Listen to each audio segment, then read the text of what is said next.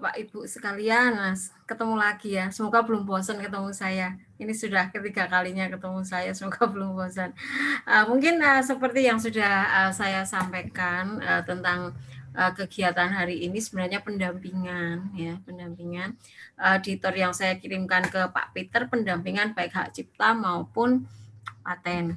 Tapi sampai tadi malam saya belum menerima draft dari Bapak Ibu semua yang bisa dibahas. Sebenarnya saya sangat berharap sekali bisa menerima draft itu agar bisa kita bahas hari ini. Tapi karena belum ada, nggak apa-apa, kita jalan terus saja. Mungkin saya akan share materi yang pertama dulu tentang pendampingan hak cipta ya Pak Peter ya.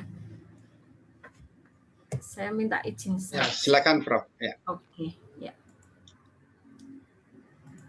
Baik, sudah kelihatan ya? Sudah Prof. Ya.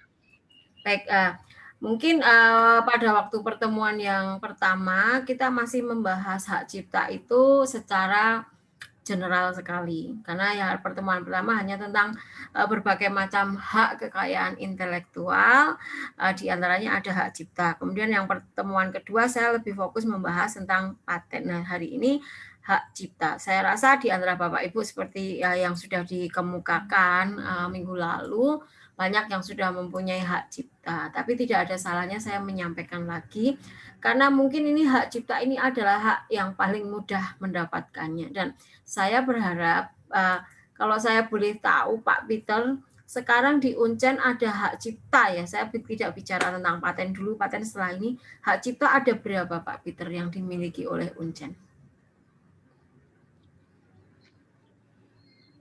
Adalah terima. Saya sendiri kurang tahu, belum ada infonya. Katanya ada di LPPM-nya. Ya. Kemudian saya hanya ingat yang sudah mendaftar hak cipta itu yang sudah punya adalah Bu Ida. Dulu Bu Ida waktu mendaftar hak cipta sendiri atau diuruskan kampus? Saya sendiri, Prof. Saya urus sendiri. Sendiri, karena online ya? Online, oh ya, dari DJIP kan? DJKI, oke. Nah, ya. Kemudian kalau cuma bayar 400.000, jadi saya sudah... Pemegang hak ciptanya siapa Bu Ida? Nama Bu Ida? Saya sendiri, Prof. Saya sendiri. Jadi saya sendiri dengan tim. Saya tim dengan Pak Yantu satu, yaitu cipta buku, saya dengan Pak Yako, begitu juga penelitiannya. Terima kasih. Baik, sebenarnya kalau di dalam PAK ya, PAK di penilaian angka kredit juga, semua yang dinilai itu misal ada hak cipta, ada paten itu tidak boleh atas nama pribadi ya. Harus atas nama institusi. Kalau inventornya memang atas nama pribadi, misalnya Bu Ida dengan timnya itu inventor namanya. Kalau yang pemegang hak ciptanya itu harus institusi, apalagi ketika yang akan di-HKI-kan itu berasal dari penelitian yang didanai oleh negara. Dalam artian baik itu pendanaan DRPM maupun pendanaan institusi, di sini adalah Uncen, karena Uncen ini adalah PTN, itu uang juga sama dari negara. Maka pemegang hak kekayaan intelektualnya adalah negara yang dalam hal ini diwakili oleh Uncen. Nah, sehingga sudah sewajarnya ketika mengurus hak kekayaan intelektual ini ada yang mengkoordinasikan. Siapa yang mengkoordinasikan? Yang mengkoordinasikan adalah sentra hak kekayaan intelektual kalau sudah ada. Kalau belum ada, biasanya ada di LPPM. Nah, di sini kalau boleh saya tanya, ada ketua LPPM-nya tidak? Tidak ya. Tidak ada, Prof. Ya. Mungkin ini menjadi masukan saja, mungkin bisa disampaikan oleh mungkin yang menjadi PIC kegiatan ini, bahwa sebenarnya yang mengelola, yang mengkoordinir itu adalah hak, baik hak cipta, hak paten, hak merek. Sebenarnya ketika itu didanai oleh uang negara, maka pemegang haknya itu adalah institusi. Semua yang dari negara harus kembali ke negara. Itu yang pertama. Kemudian yang kedua, apakah inventor haknya dihilangkan? Tidak. nanti antara inventor dan pemegang hak ini pasti ada perjanjian royalti kalau hak itu nanti menjadi dikomersilkan. Berapa royaltinya? Itu adalah menjadi hak mutlak dari perjanjian tadi antara institusi dengan inventor tadi. Itu adalah perjanjian adat, mungkin ada hitam di atas putih, inventor berapa, institusi berapa, itu ada perjanjiannya. Itu terserah, silahkan Uncen yang mengatur ya.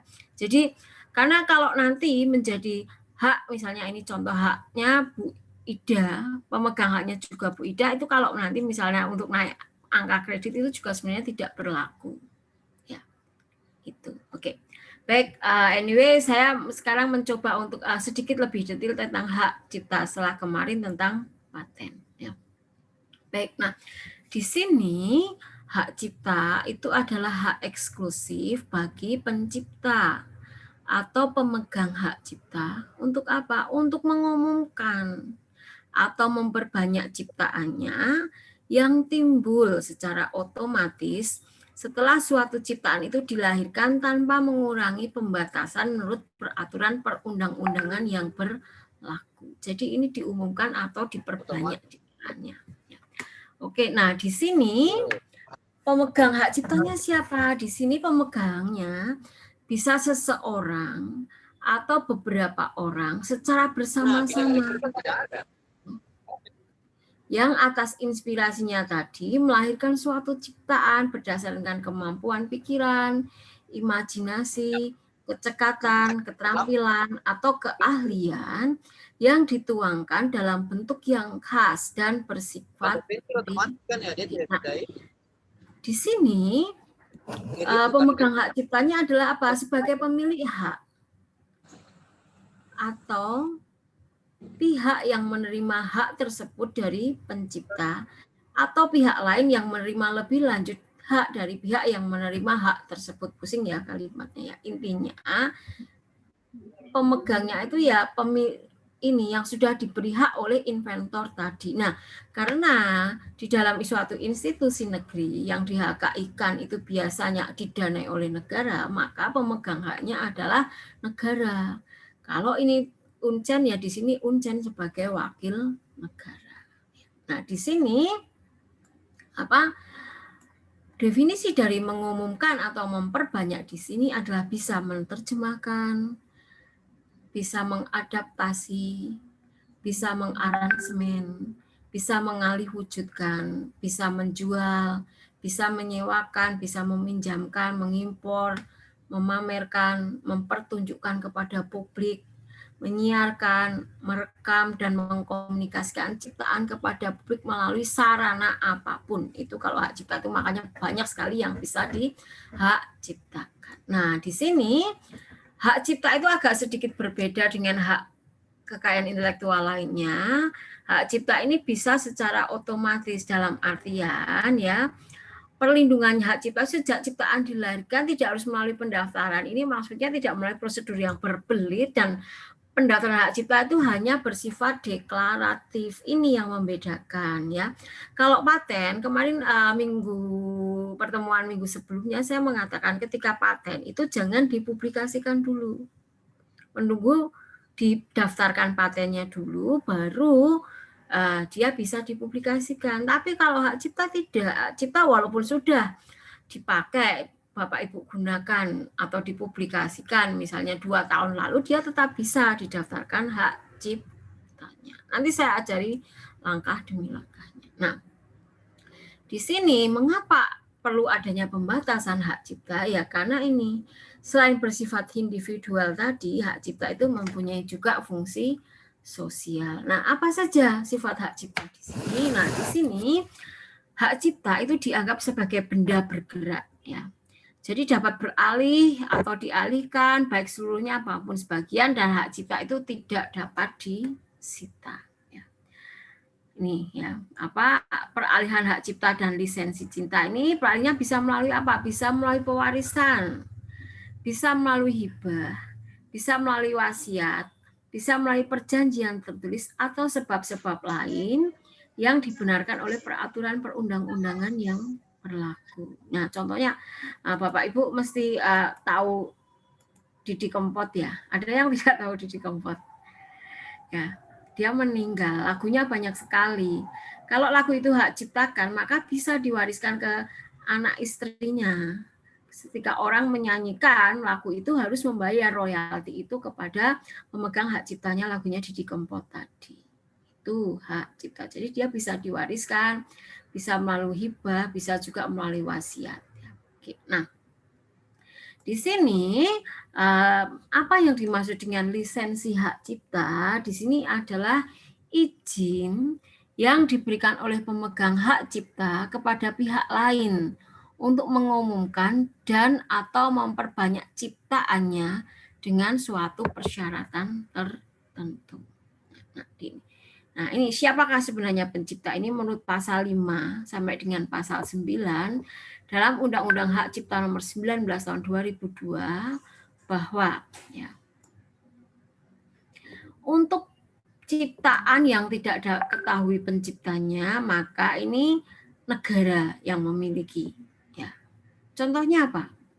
Contohnya adalah karya peninggalan prasejarah, sejarah dan benda budaya nasional lainnya, folklor dan kebudayaan rakyat yang menjadi milik bersama. Jadi misalnya lagu, cerita, tarian, dan karya lainnya itu kan tidak ada yang memiliki. Misalnya kalau lagu daerah yang saya tahu sih Yamko Rambe Yamko, itu siapa penciptanya? Kalau tidak ada penciptanya, karena itu lagu rakyat itu menjadi milik negara. Oke. Nah, kemudian menurut pasal 5 sampai dengan pasal 9 tadi juga dijelaskan bahwa ciptaan yang belum diterbitkan dan tidak diketahui penciptanya itu juga menjadi milik negara. Kemudian, apalagi yang menjadi milik negara? Ini adalah ciptaan yang telah diterbitkan tetapi tidak diketahui penciptanya dan atau penerbitnya. Ini juga menjadi milik negara. Nah, di sini ada juga di dalam pasal 5 sampai dengan pasal 9 tadi adalah penerbit. Nah, di sini penerbit ini ciptaan yang telah diterbitkan tetapi tidak diketahui penciptanya atau pada ciptaan tersebut hanya tertera nama samaran penciptanya menjadi milik penerbit. Nah, ini contohnya apa? Misal buku-buku ya. Buku-buku itu kan banyak yang menggunakan nama samaran. Misalnya kalau bukunya Margate gitu ya. Novel ini ya atau Milawe gitu ya. Kalau nama samarannya meskipun nama samaran ya, tapi dia tidak diketahui orangnya. Kalau Mirawi itu diketahui orangnya, Margate juga ini. Kalau hanya nama samaran saja tidak diketahui orangnya, maka dia menjadi milik penerbit. Nah, kemudian ya, ciptaan yang dilindungi. Nah, di sini ciptaan apa yang saja yang dilindungi dalam hak cipta ini adalah ciptaan dalam bidang ilmu pengetahuan, seni dan sastra yang mencakup ada buku, program komputer, pamflet, perwajahan, karya tulis yang diterbitkan dan semua hasil karya tulis lainnya ini masuknya adalah dalam bidang hak cipta. Nah, kemudian apalagi yang menjadi hak cipta? Itu ada ceramah, kuliah, pidato dan ciptaan lainnya sejenak. Jadi kalau Bapak Ibu itu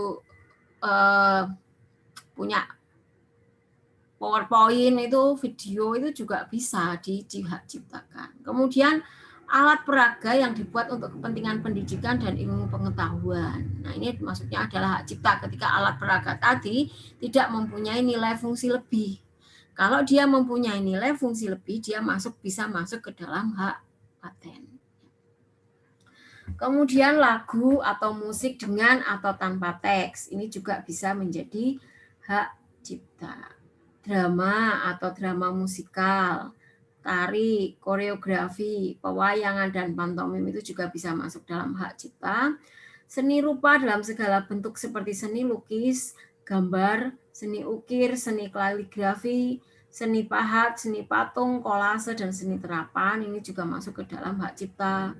Arsitektur, peta, seni batik, fotografi, sinematografi, terjemahan, tafsir, saduran, bunga rampai, database, dan karya pengalih wujudan tadi juga masuknya ke dalam hak cipta. Nah, namun sepertinya walaupun hak cipta itu sepertinya bisa menaungi semuanya, namun ada beberapa yang tidak bisa dijadikan hak cipta. Ya.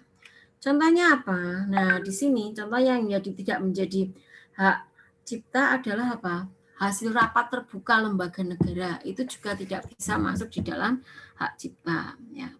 Kemudian peraturan perundang-undangan itu juga tidak bisa. Pidato kenegaraan atau pidato pejabat pemerintah itu juga tidak bisa. Putusan pengadilan atau penetapan hakim itu juga tidak bisa. Keputusan badan arbitrase atau badan sejenis lainnya itu juga tidak bisa di hak cipta. Nah, ini pembatasan hak cipta ini diatur dalam pasal 14 sampai dengan pasal 18 dari Undang-Undang Hak Cipta. Nah, di dalam hak cipta itu sebenarnya juga mengandung hak ekonomi dan hak moral. Apa sih yang dimaksud di sini? Hak ekonomi itu hak untuk mendapatkan manfaat ekonomi atas ciptaannya. Contohnya apa? Lagu. Kalau Bapak Ibu sekarang mungkin sering sekali lihat di YouTube ya. Itu kan sering ada penyanyi yang covering lagunya orang lain ya.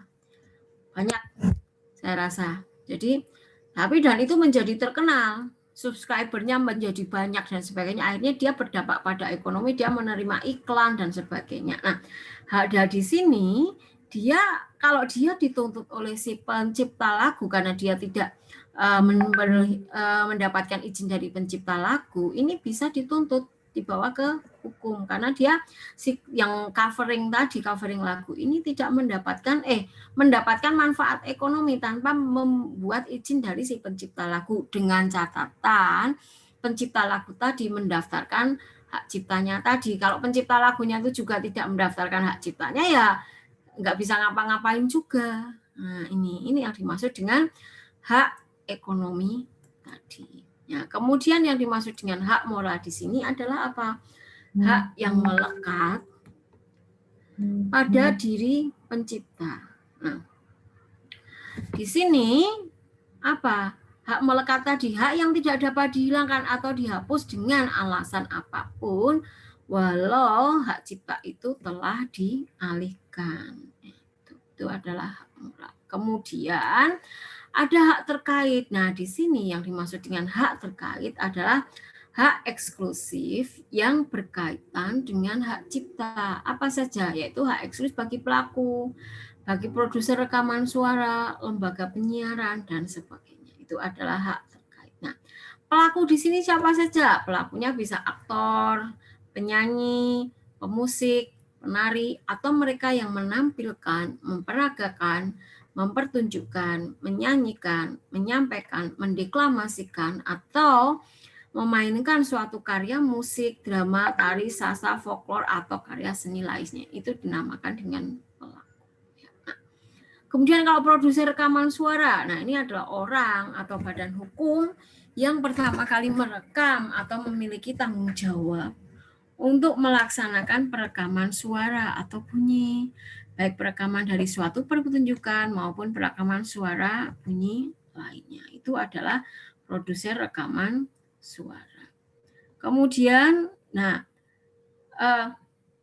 yang dimaksud dengan lembaga penyiaran. Nah, di sini lembaga penyiaran ini adalah organisasi penyelenggara siaran yang berbentuk badan hukum tadi, yang melakukan penyiaran atas suatu karya siaran dengan menggunakan transmisi dengan atau tanpa kabel atau melalui sistem elektromagnet.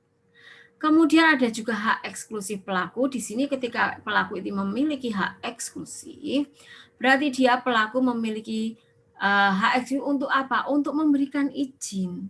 Ya, atau melarang pihak lain yang tanpa persetujuannya membuat, memperbanyak, atau menyiarkan rekaman suara dan atau gambar pertunjukannya tadi. Contohnya yang covering tadi, misalnya ada penyanyi, misalnya yang penyanyi tidak mendapatkan izin dari pencipta, dia menyanyikan lagu tersebut, kemudian Dia misal di-share di YouTube dan dia mendapatkan manfaat dari itu. Si pencipta bisa menuntut penyanyi tadi. Atau misalnya kalau di karaoke itu, lagu-lagu yang digunakan di karaoke itu semuanya harus membayar royalti kepada si penciptanya. Ya, itu adalah hak eksklusif. Kemudian kalau hak eksklusifnya produser, nah di sini produser juga mempunyai hak eksklusif atau memberikan izin atau melarang pihak lain yang tanpa persetujuannya memperbanyak dan atau menyewakan rekaman suara atau rekaman bunyi. Nah, kemudian hak eksklusif lembaga penyiaran ini berarti memberikan izin atau melarang pihak lain yang tanpa persetujuannya itu membuat, memperbanyak dan atau menyiarkan ulang karya seadanya. Nah, kemudian yang muncul menjadi pertanyaan adalah apakah hak terkait dapat beralih atau dialih ciptakan haknya, seperti halnya hak cipta. Ya. Apakah pemilik hak terkait dapat memberikan lisensi? Apakah dalam hak terkait terdapat hak ekonomi dan hak moral tadi? Nah, ini ada pelanggaran hak cipta itu juga ada bahwa suatu perbuatan itu dapat dikatakan sebagai suatu pelanggaran hak cipta apabila perbuatan tersebut melanggar hak eksklusif dari pencipta atau pemegang hak cipta. Ya. Nah, di sini apa bentuk pelanggarannya apa? Misal membajakan itu memperbanyak ciptaan orang lain tanpa izin, plagiat, mengakui ciptaan orang seolah ciptaannya sendiri, atau counterfeit. Dalam ini counterfeit itu misalnya memperbanyak album yang laku di pasaran dengan meniru persis cover dan kemasannya. Atau juga yang dimaksanakan dengan pirate itu mengumpulkan lagu-lagu yang laku di pasaran dalam satu album ya. Kemudian bootleg itu merekam pertunjukan langsung atau live show itu pelanggaran termasuknya ya. Nah, biasanya penyelesaiannya bagaimana ketika ada sengketa hak cipta tadi? Nah, di sini pencipta atau ahli warisnya dapat mengajukan gugatan ganti rugi atas pelanggaran hak moral pencipta. Dan di sini pemegang hak cipta juga berhak mengajukan gugatan ganti rugi atas pelanggaran hak cipta. Nah, ini hak untuk mengajukan gugatan pencipta atau pemegang hak cipta itu tidak mengurangi hak negara untuk melakukan tuntutan pidana pelanggaran hak cipta. Jadi walaupun pemegang hak cipta maupun inventor tadi menuntut, kemudian dia mengambil alih balik, negara tetap mempunyai hak untuk melakukan tindakan pidana. Tindak pidana ini dikategorikan sebagai tindak kejahatan dan tindak pidana di bidang cipta merupakan delik biasa. Di sini lingkup berlakunya Undang-Undang Hak Cipta 2002 itu adalah semua ciptaan warga negara, penduduk dan berbadan hukum Indonesia. Semua ciptaan bukan warga negara, bukan penduduk dan bukan badan hukum Indonesia yang namun diumumkan pertama kalinya di Indonesia dan negara mempunyai perjanjian bilateral. Ya. Ini, oke. Kemudian ya, itu sedikit tentang hak cipta. Nah, seperti apa sih hak cipta itu? Saya rasa walaupun di sini ada Bu Ida, saya akan memberikan contoh. Di sini kan kebetulan banyak yang orang teknik ya. Saya akan memberikan contoh sedikit tentang hak cipta.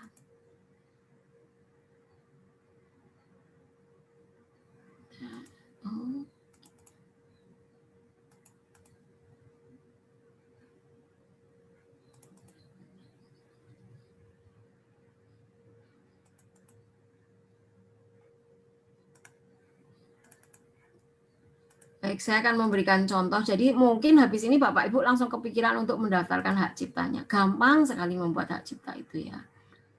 Mana ya punya saya ya? Kok nggak ada ya?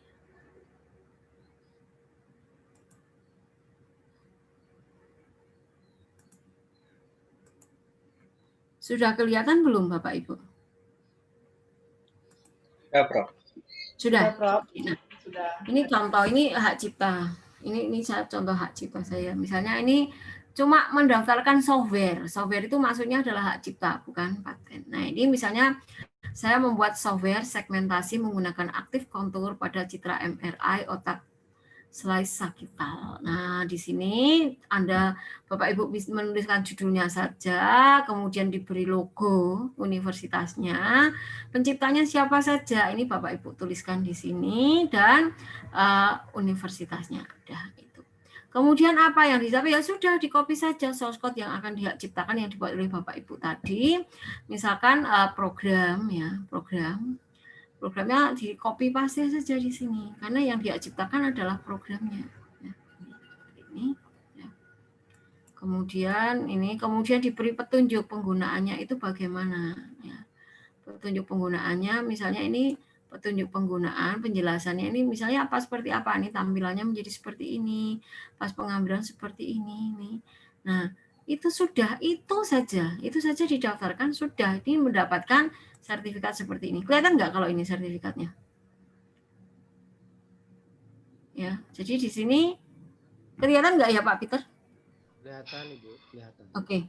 Ini nanti sudah biasanya hanya makan waktu 1 hari saja, tidak seperti paten yang sampai 3 tahun daftar sekarang, besok sudah bisa keluar sertifikatnya, paling lambat ya 1 minggu ya.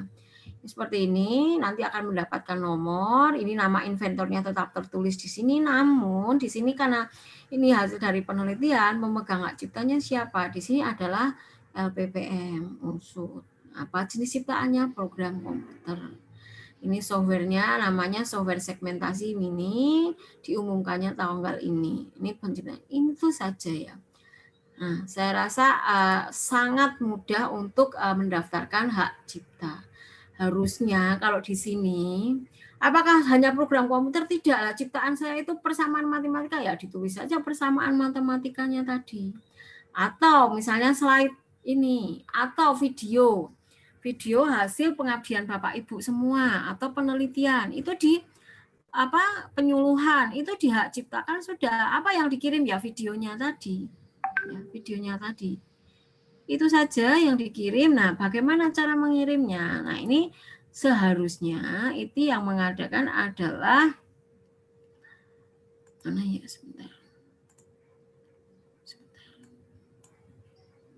DJKI. Nah, ini yang melakukan harusnya bukan pribadi, tapi dianu oleh institusi. Ini dari websitenya DGIP ini ya. Ini ada paten, ada merek. Nah, ini Bapak Ibu membuat membuat e-filing KI ini mendaftarkan emailnya di sini ya. E-filing ini pilih misalnya hak cipta. Ini sebentar ini. Jadi ini hak cipta ya, hak cipta.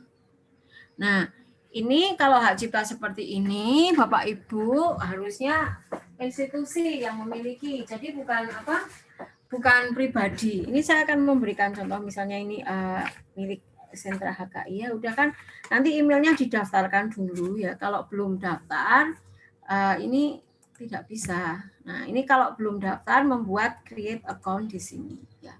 Ini didaftarkan emailnya siapa, emailnya apa, passwordnya apa, nama lengkapnya di sini. Nah, ini kalau atas nama lengkap, atas nama lembaga yang menjadi KTP-nya adalah KTP ketua lembaga. Ya. Itu seperti itu. Nah, kalau ini kalau kita belum punya akun. Nah, makanya saya menyarankan untuk membuat akun lembaga di DJKI ini. Karena akun lembaga ini masing-masing untuk hak cipta itu beda. Saya akan memberikan contoh dalamnya seperti apa ya kalau di ini ya sentra.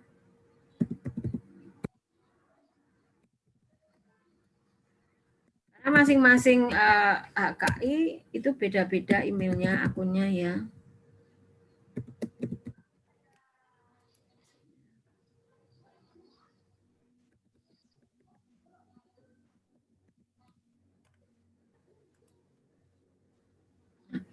Ini contoh ya, ini hak ciptanya ini, daftar ciptaannya yang sudah ada berapa. Ini kita bisa melihat daftar ciptaan yang sudah ada di sini. Pemegangnya ini LPPM Unsur ini ya. Cuma ini banyak sekali. Ini kita sekaligus juga bisa buat data basis datanya untuk institusi ketika ada kebutuhan misalnya untuk akreditasi dan sebagainya.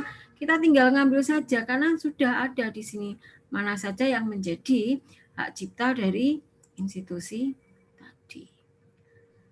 Oke, saya rasa itu sedikit tentang hak cipta. Sebelum saya lanjutkan materi berikutnya, silakan mungkin ada yang bertanya, silakan. Hak cipta dulu. Baik, terima kasih Prof. Di saya tuh ada 2 draft yang masuk, draft untuk bisa direview, draft paten. Iya. Tapi mungkin nanti setelah selesai ini ya, setelah yang materi hak cipta ini. Iya. Baik, ya. Kalau begitu ada yang ini tanyakan Bapak Ibu sekalian, silakan. Silakan kalau ada yang mau bertanya. Pak Numberi kayaknya mau bertanya. Silakan, silakan Pak Numberi. Ya, izin Prof. Retno. Ya. Iya, yang saya tanyakan itu berkaitan dengan pendaftaran. Kita di UIN itu beberapa fakultas juga sudah buat lembaga KI. Ya, jadi baik yang ada di Fakultas Hukum, ya Fakultas Hukum maupun yang universitas. Memang belum dalam pendaftaran KI ke sentra ke Kemenkumham itu yang tadi dijelaskan oleh Prof. Itu apakah cuma untuk hak cipta saja atau untuk paten? Itu mungkin mohon penjelasan dari Prof. Terima kasih, Prof. Baik, terima kasih Pak Numberi. Jadi untuk yang bisa didaftarkan tidak hanya hak cipta, ini sekarang karena saya materinya tentang hak cipta ya. Jadi ini saya beri contoh, ini karena masing-masing HKI ini beda-beda, harus menggunakan beda-beda. Dalam artian ketika itu tadi saya memberikan contoh hak cipta, kalau paten juga bisa ya. Paten ini pendaftaran paten ini ada pendaftaran, ini menggunakan emailnya beda lagi akunnya ya. Jadi harus membuat akun masing-masing untuk HKI ini. Mau paten harus sendiri, merek sendiri, hak cipta sendiri. Ini saya berikan contoh yang paten misalnya.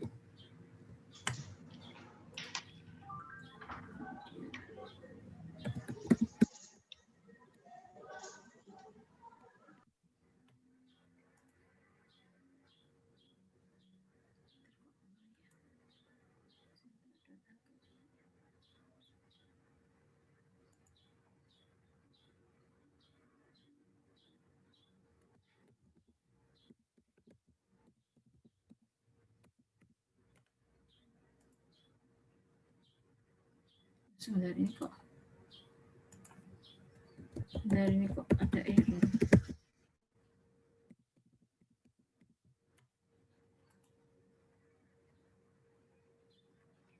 Oh ini kok passwordnya salah terus ya.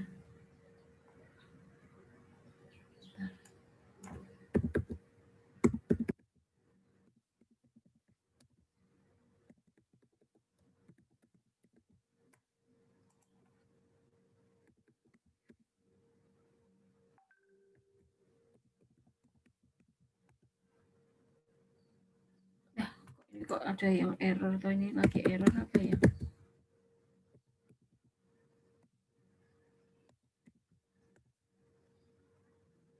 Sebentar saya tanyakan ke staf saya.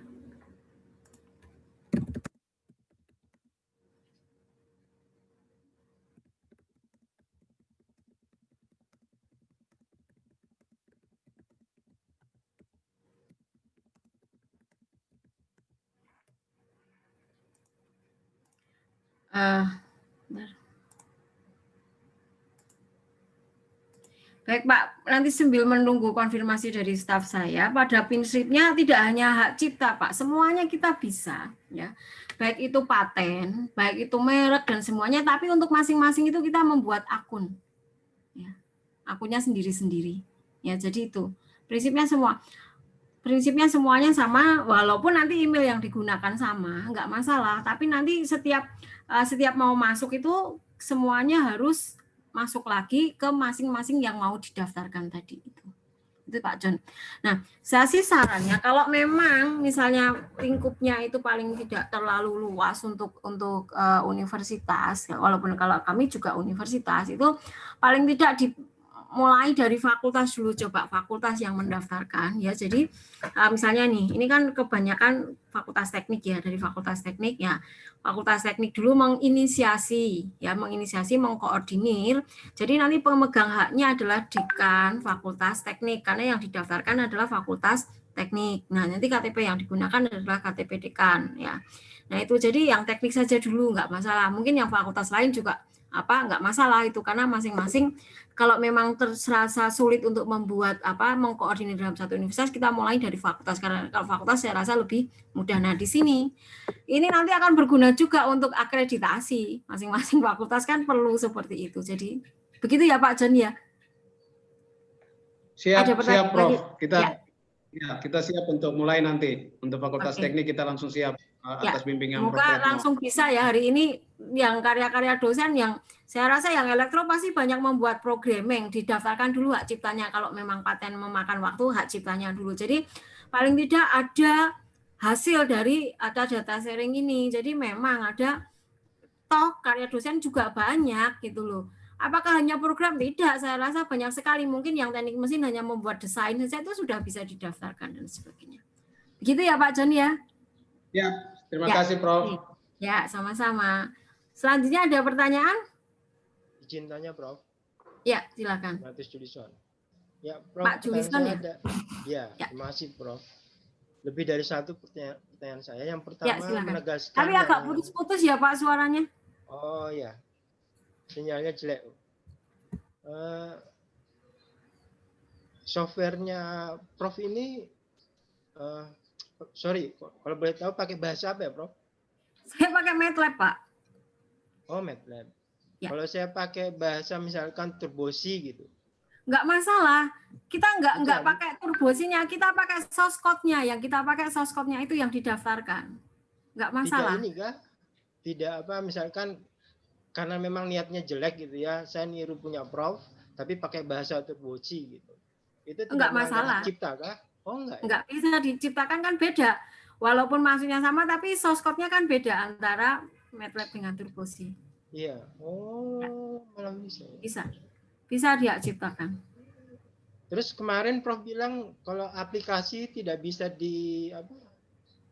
aplikasi yang seperti yang di Android itu tidak bisa. Kalau dia dalam pembuatannya itu tidak ada aspek kebaruan, dia tidak bisa dipatenkan. Aplikasi tidak bisa. Aplikasi adalah hak cipta.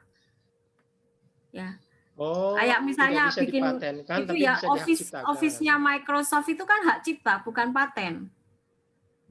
Film-film yang dibuat itu kan hak cipta, bukan paten. Ya, itu hak cipta masuknya. Jelas ya Pak Julison? Jadi kita bisa misalkan di Google Classroom itu kan dia punya fasilitas bisa kita akses dari beberapa tempat segala macam gitu. Itu karena pakai programnya dia berarti tidak bisa dihak ciptakan oleh individu gitu ya. Maksudnya gimana? Maksudnya pakainya, tapi itu kan source code-nya Bapak yang bikin kan? Atau bagaimana? Saya belum menangkap. Ya, intinya source code-nya ya. Iya, kalau source kita code-nya. pakai fasilitas toolsnya mereka berarti bukan hak cipta kita. Nggak masalah. Source code kalau itu buat sendiri bisa dia ciptakan. Intinya di source code. Source code. Ya. Jelas ya Pak ya? Ya. Mau pakai MATLAB kayak mau pakai C, mau pakai apapun, intinya adalah di source code, bukan di tool-nya tadi ketika hak cipta tadi. Oke, Prof, terima kasih banyak. Ya, terima. Makanya harusnya sore ini sudah langsung bisa jadi hak cipta 100 di Fakultas Teknik. Ya, oke. Oke, ada lagi Prof, yang ingin bertanya? Bagaimana begini, Prof? Ya. Izin, Prof, satu lagi. Kita kan berniat sudah punya ide, terus kita berniat mau majukan ke kompetisi nasional atau desentralisasi tentang penelitian terapan. Nah, misalkan ide itu kita daftarkan dulu hak ciptanya atau hak patennya, terus tahun depan baru dapat hibah penelitian terapan. Bisa nggak kita pakai itu outputnya penelitian terapan yang tahun depan itu? Oh, nggak boleh. Output penelitian itu harus didaftarkan dalam rentang waktu pendanaan penelitian.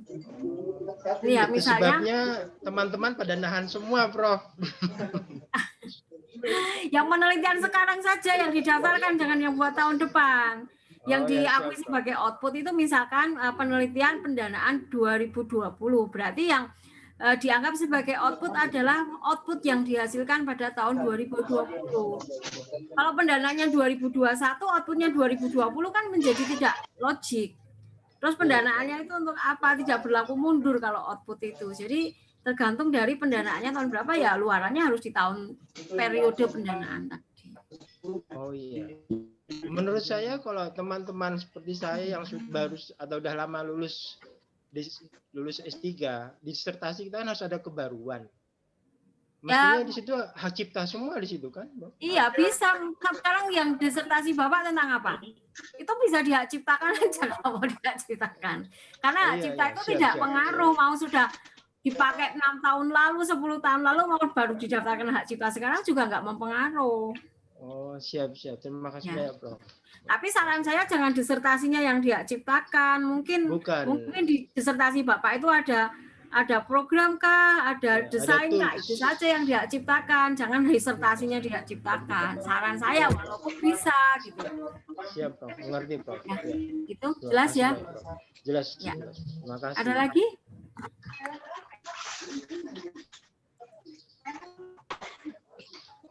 Kalau tidak ada, mungkin saya mau ini ya, tentang paten. Oke. Saya boleh share screen, Pak Peter, yang drafting yang masuk. Ini yang. Baik, Prof. Silakan, Prof. Nanti ya, ada dua nanti Pak yang punyanya Pak Numberi ya, ini ya. Ya, Prof. Nggak keberatan kan Pak Numberi sebagai contoh untuk kita bahas bersama? Iya, Prof. Memang maunya begitu, Prof. Biar jadi contoh, biar langsung jadi tuh. Oke. Nah, ini sudah kelihatan ya yang Pak Numberi ya. Nah, ini yang contoh paten ya.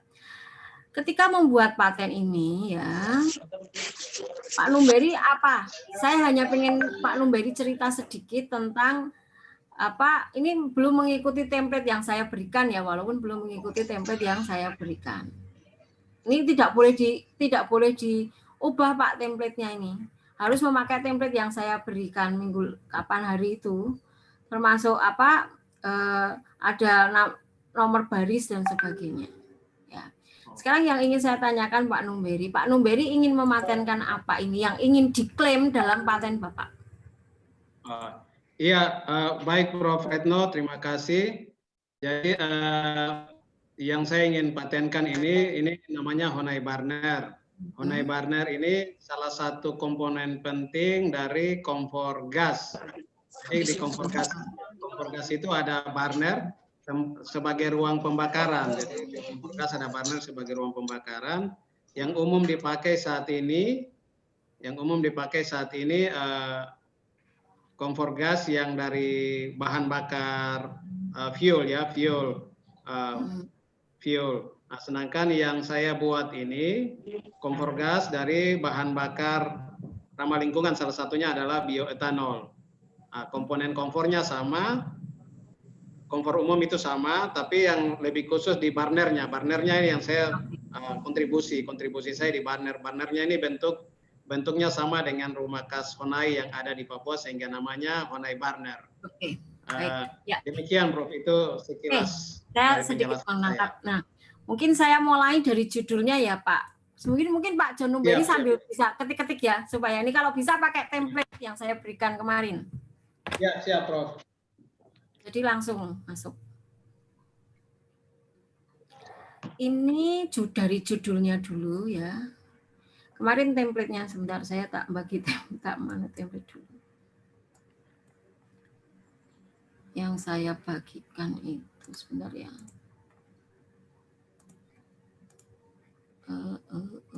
Honai Barner. Mungkin kelompok.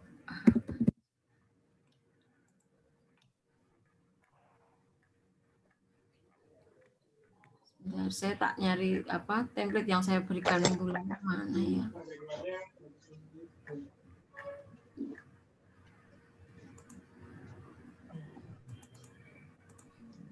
Oke.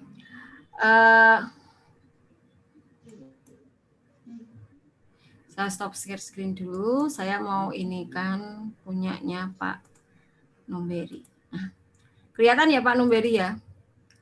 Ya, Nah, Prof. ini kemarin sudah saya jelaskan bahwa judul itu tidak boleh mengandung iklan dan sebagainya merujuk ke suatu hal tertentu. Nah, ini yang kalau saya tidak salah tangkap, nanti saya dibenarkan kalau saya salah ya. Pak Numberi ini kan ingin membuat suatu, ini piranti kan, piranti pembakaran kan? Betul Prof ya. Piranti pembakaran untuk apa Pak? Untuk Honai tadi, untuk penggunaannya untuk apa? Untuk kompor gas. Piranti, nah ini langsung ditulis saja. Ini harus pakai ini ya, jadi piranti pembakaran kompor gas menggunakan apa Pak ini? Bahan bakar bioetanol.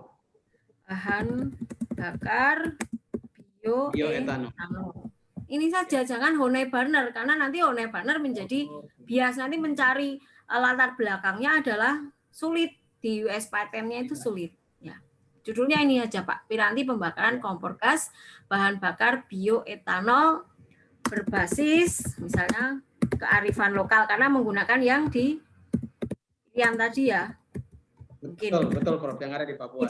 Judulnya tidak harus ini, tapi saya memberikan gambaran seperti ini Pak Numberi ya. Nah, ini saja tinggal di invensi ini mengenai ya, ditulis saja judulnya di sini ya. Mengenai apa? Piranti pembakaran kompor gas bahan bakar bioetanol ya. Etanol berbasis kearifan lokal. Nah, lebih khusus lagi, ini berhubungan dengan apa yang tadi Bapak jelaskan saya tentang Honai tadi loh Pak? Ya, itu Honai. Jadi masyarakat Papua yang tinggal di rumah Honai itu kan proses pembakaran mereka tidak bersih, yang mengakibatkan biasanya terjadi katarak sama ispa. Karena tidak ada jendela, jadi kalau ini dipakai, maka menjadi salah satu solusi yang menghasilkan produk pembakaran yang bersih dan ramah lingkungan bagi masyarakat di daerah-daerah tertentu, itu daerah-daerah yang tertinggal di daerah pegunungan tengah. Oke, kalau seperti itu intinya itu dalam penggunaan bioetanol atau perangkatnya tadi? Desainnya. Sebenarnya di inti penjelasan yang saya usulkan itu di perangkatnya. Oke, berhubungan dengan desain ya kan? Iya. Perangkat kan desain, perangkat pembakaran ya, untuk digunakan ya dalam rumah adat Honai ya, kalau saya bilang gitu ya. Betul ya. Misalnya nanti bisa silakan diutek-utek ya, tapi sebenarnya mininya seperti itu. Ya, sudah dapat yang Prof sampaikan ini. Terima kasih Prof. Kemudian ya Pak Numberi, sebelum Bapak ini mengisi yang lain-lainnya dulu, sebenarnya yang harus dibuat Bapak itu adalah gambarnya ya. Nah, di sini uraian gambar itu tidak boleh masuk dalam deskripsi utama. Gambar itu masuknya di halaman tersendiri. Nah, kalau saya nih ya misalnya ini, nanti masuknya di halaman ini karena di dalam gambar itu tidak boleh ada halaman dan tidak boleh ada nomor baris. Itu kalau di dalam drafting paten. Ini memang strict harus seperti ini ya. Ini tidak boleh. Tapi ini saya memberikan contoh saja. Nah, misalkan ini di dalam Bapak, ini saya mohon saya di ini ya, dibenarkan kalau nanti saya salah ya. Sebentar, ini saya kopikan dari gambar Bapak sendiri. Ini ya. kalau dari gambar Bapak ini, Pak Numberi, benar ya ini gambarnya Bapak ya? Halo? Iya, betul ya. Ini yang mana yang mau diklaim, Pak, gambar ini? Ya, ini masing-masing ini menunjukkan yang berbeda, perangkat yang berbeda. Ini yang pertama nih yang saya tunjuk ini menunjukkan fungsi apa? Ini sebenarnya gambarnya satu, cuma posisi pandangan atas, pandangan depan. Oke, enggak Pak, enggak apa-apa. Ini berarti kan ini, intinya ini kan? Ya, betul Prof. Itu ya, kita beri nomor. Ya, kita beri nomor ya. Misalnya ini yang diklaim berarti kan hanya satu. Ya kan? Misalnya nomor 1. Ya, nanti diusahakan. Ini yang ngantar siapa? Nah, seperti ini Pak Numberi, dikasih nomor ya. Sebenarnya saya nggak nyaman juga kalau gambarnya intinya gini Pak Numberi, ini nanti dikasih nomor gambar ini, jangan ditaruh di sini. Jangan ditaruh di badan utama template tadi. Jelas ya? Nah, kemudian yang dimaksudkan di sini kenapa kok perlu diberi nomor tadi? Ini untuk menuliskan klaimnya, ya. Jadi urutannya itu seperti itu, ya. Jadi kalau yang saya baca dari tempat Bapak ini barusan ini, gambar-gambarnya itu dihilangin semua Pak Numberi, maksudnya dipindah, jangan di badan ini ya. Jangan di badan usulan, harus di sendiri gambar tok. Nah, urutannya tadi gambar yang akan ditaruh di belakang, kemudian diberi nomor. Nah, ini sebagai sarana untuk menuliskan klaimnya. Ini sebenarnya gambar Bapak sudah lengkap, nanti dilengkapi sendiri ya. Ini Bapak menuliskan di klaimnya ini ya, klaimnya ini. Jadi urutannya adalah menggambar kemudian menulis klaim ya. Suatu ya, di sini berarti kan perangkat ya, suatu perangkat, klaimnya dulu suatu perangkat apa tadi ya?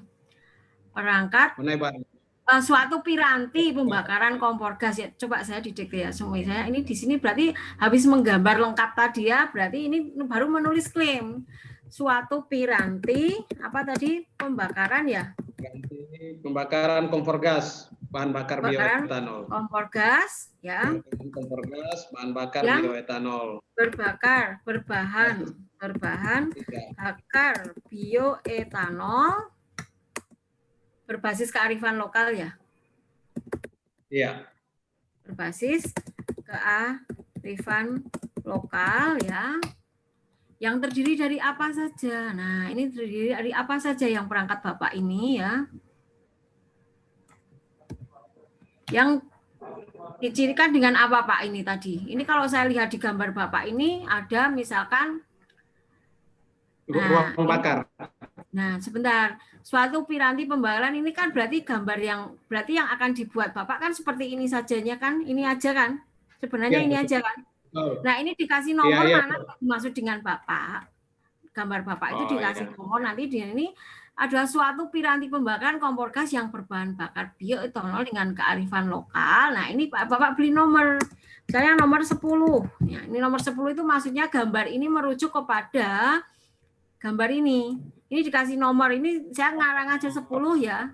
10 karena saya pikir biasanya dengan ini. Nah, jadi nanti yang 10 yang dimaksud gambar mana di sini? Jelas ya Pak Numberi? Nah, ya, baik. Nah, ya. Oke ya, jadi nomor 10 ini mengacu ke gambar ya. Ini nomor 10 itu maksudnya mengacu ke gambar di bawah ya. Nah, ciri utamanya apa? Yang dicirikan dengan, ini bisa di dalam klaim tidak boleh ada titik ya, dicirikan dengan ya. Bapak cuma gini aja, tidak usah 2 ya. Dicirikan dengan ini. Salah. Soalnya setrik sekali ininya ya. Dicirikan apa itu di uraian Bapak ini dicirikan dengan, nah ini kalau ada ciri yang pertama nggak usah pakai nomor, ini dicirikan kalau dari Bapak tadi dari uraian Bapak yang PDF ya. Apa ini Pak? Jumlah banner 4 hole apa Pak? Jumlah bannernya yang digunakan berapa?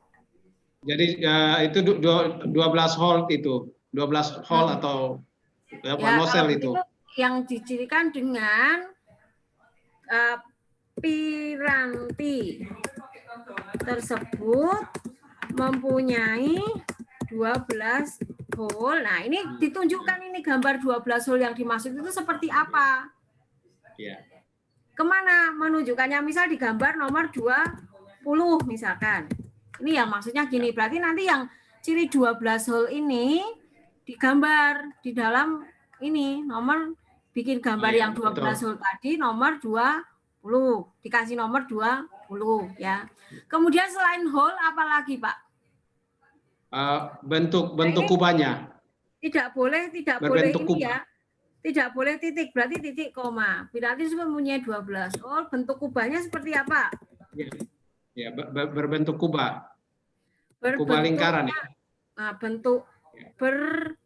nanti kalau salah diulangi ya. Ini saya cuma memberikan gambaran saja ya. Berbentuk kubah. Berbentuk kubah. Nah, kubahnya seperti apa? Ini mengacu ke gambarnya. Berarti bentuk kubahnya digambarkan di nomor 30, dikasih nomor ini digambar, bukan ini kalau gambarnya tulisannya gambar 1 gitu ya, gambar 1 saja gitu.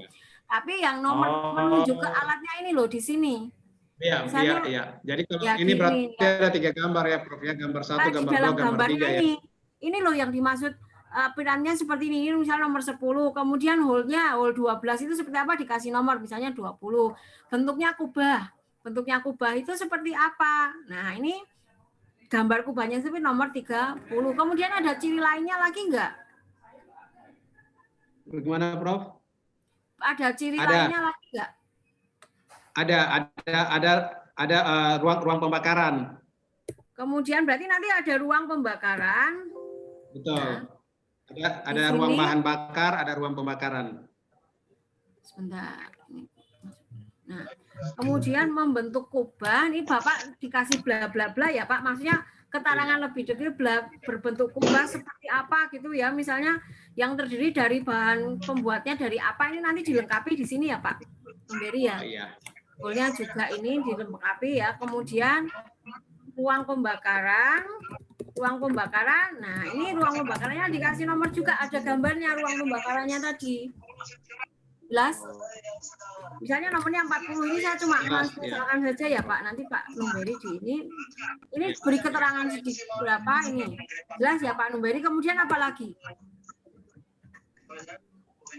Ruang pembakaran, terus ini saluran bahan bakar. Nah, nanti berarti harus ada gambarnya juga. Saluran bahan bakar masuk. Saluran bahan bakar. Nah, ini ada gambarnya juga harus ya. Terus sambil diuraikan bla bla bla. Saya rasa masih banyak lagi ya. Nah, itu benar. Jelas ya. Nah, kemudian klaim ini Bapak copy nanti kalau sudah jelas yang mau diklaim apa, Bapak copy klaim ini ya. Bapak copy klaim ini, Bapak pindahkan ke uraian singkat. Nah, sebenarnya uraian singkat itu sama dengan klaim ya. Jadi tujuan utama dari invensi adalah untuk mengatasi permasalahan yang telah ada sebelumnya. Berarti untuk mengatasi permasalahan apa? Permasalahan ini tulis aja ya. Permasalahan apa tadi yang sudah diungkapkan Pak Numberi tadi? Ya, permasalahan pembakaran di rumah adat Honai. Permasalahan pembakaran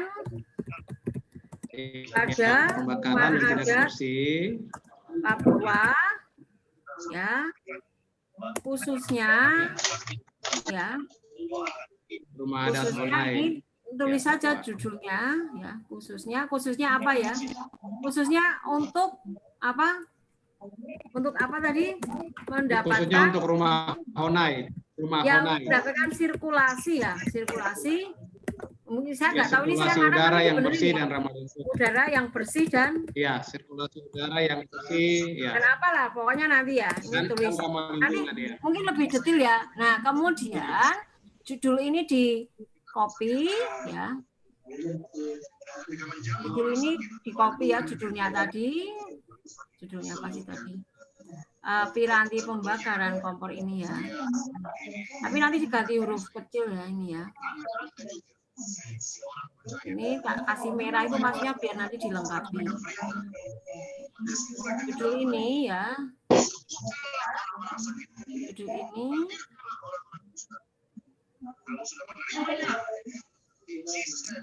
Nah, ini ya. Ini nanti dibagi, ini nanti disesuaikan juga hurufnya ya. Ini hurufnya jadi berbeda toh. Nah, Piranti, tadi saya lupa lagi. Piranti, pembakaran kompor gas ya. Jadi, pembakaran kompor gas, bahan baku etanol, berbasis kearifan lokal. Oh ya, berbasis kearifan lokal tadi. Sesuai dengan invensi ini yang terdiri dari ya, ini dimasukkan saja. Terdiri dari tadi dimasukkan yang klaimnya tadi hanya saja ya. Aduh kok ini kok malah ini kan. Tadi klaimnya saya mau yang ini. Klaim yang tadi ini, tapi nanti klaimnya juga dilengkapi ya Pak. Ini terdiri dari ini ya. Apa terdiri dari berbasis lokal terdiri dari ini ya. Ini di copy saja di sini ya, di copy di apa?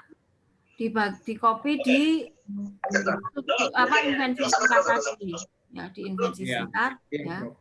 Di sini apa nah, di sini ya.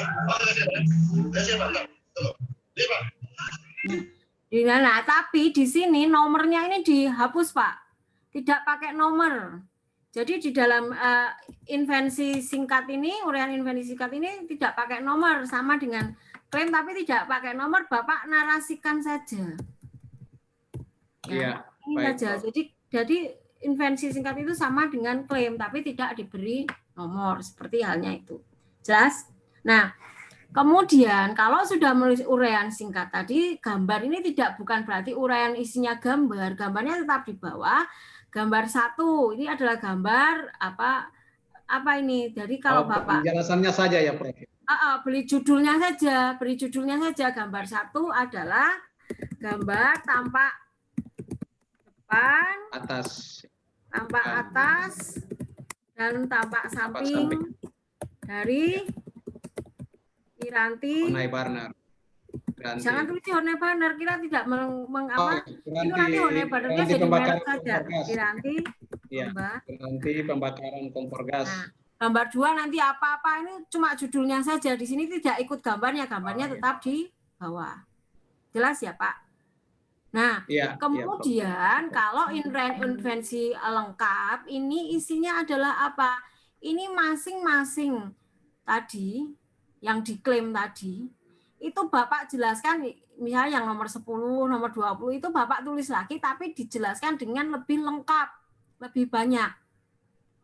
Misalnya ini yang whole-nya itu ada 12 buah, bahannya terbuat dari apa, kemudian fungsinya untuk apa dan sebagainya. Ini Bapak jelaskan di sini. Di uraian lengkap invensi. Jelas ya, Pak? Iya, Prof. Nah, itu sudah selesai. Nah, sekarang baru kita ngisi yang latar belakang tadi. Nah, latar belakang ini, invensi ini telah dikenal dan berapa Bapak itu menyebutkan latar belakangnya. Saya rasa ini latar belakangnya sebenarnya sudah bagus ya di sini, Bapak. Ini benar kompor. Ini tapi jangan benar kompor gas. Ini Piranti pembakaran. Nah, Bapak di sini di dalam latar belakang Bapak harus mencari paten sejenis ya. Paten sejenis yang berhubungan. Bagaimana mencarinya? Bisa di JKI ya. Kalau ini sebentar. Misalnya kalau mau sebenarnya bisa juga pakai yang Espasenet. Ini lebih biasanya yang supaya lebih global ya. Saya berikan ini.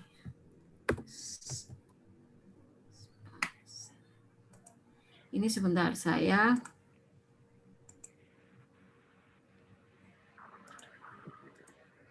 Oke, saya stop share dulu yang ini. Saya tunjukkan untuk mencari supaya nanti dimasukkan di ini.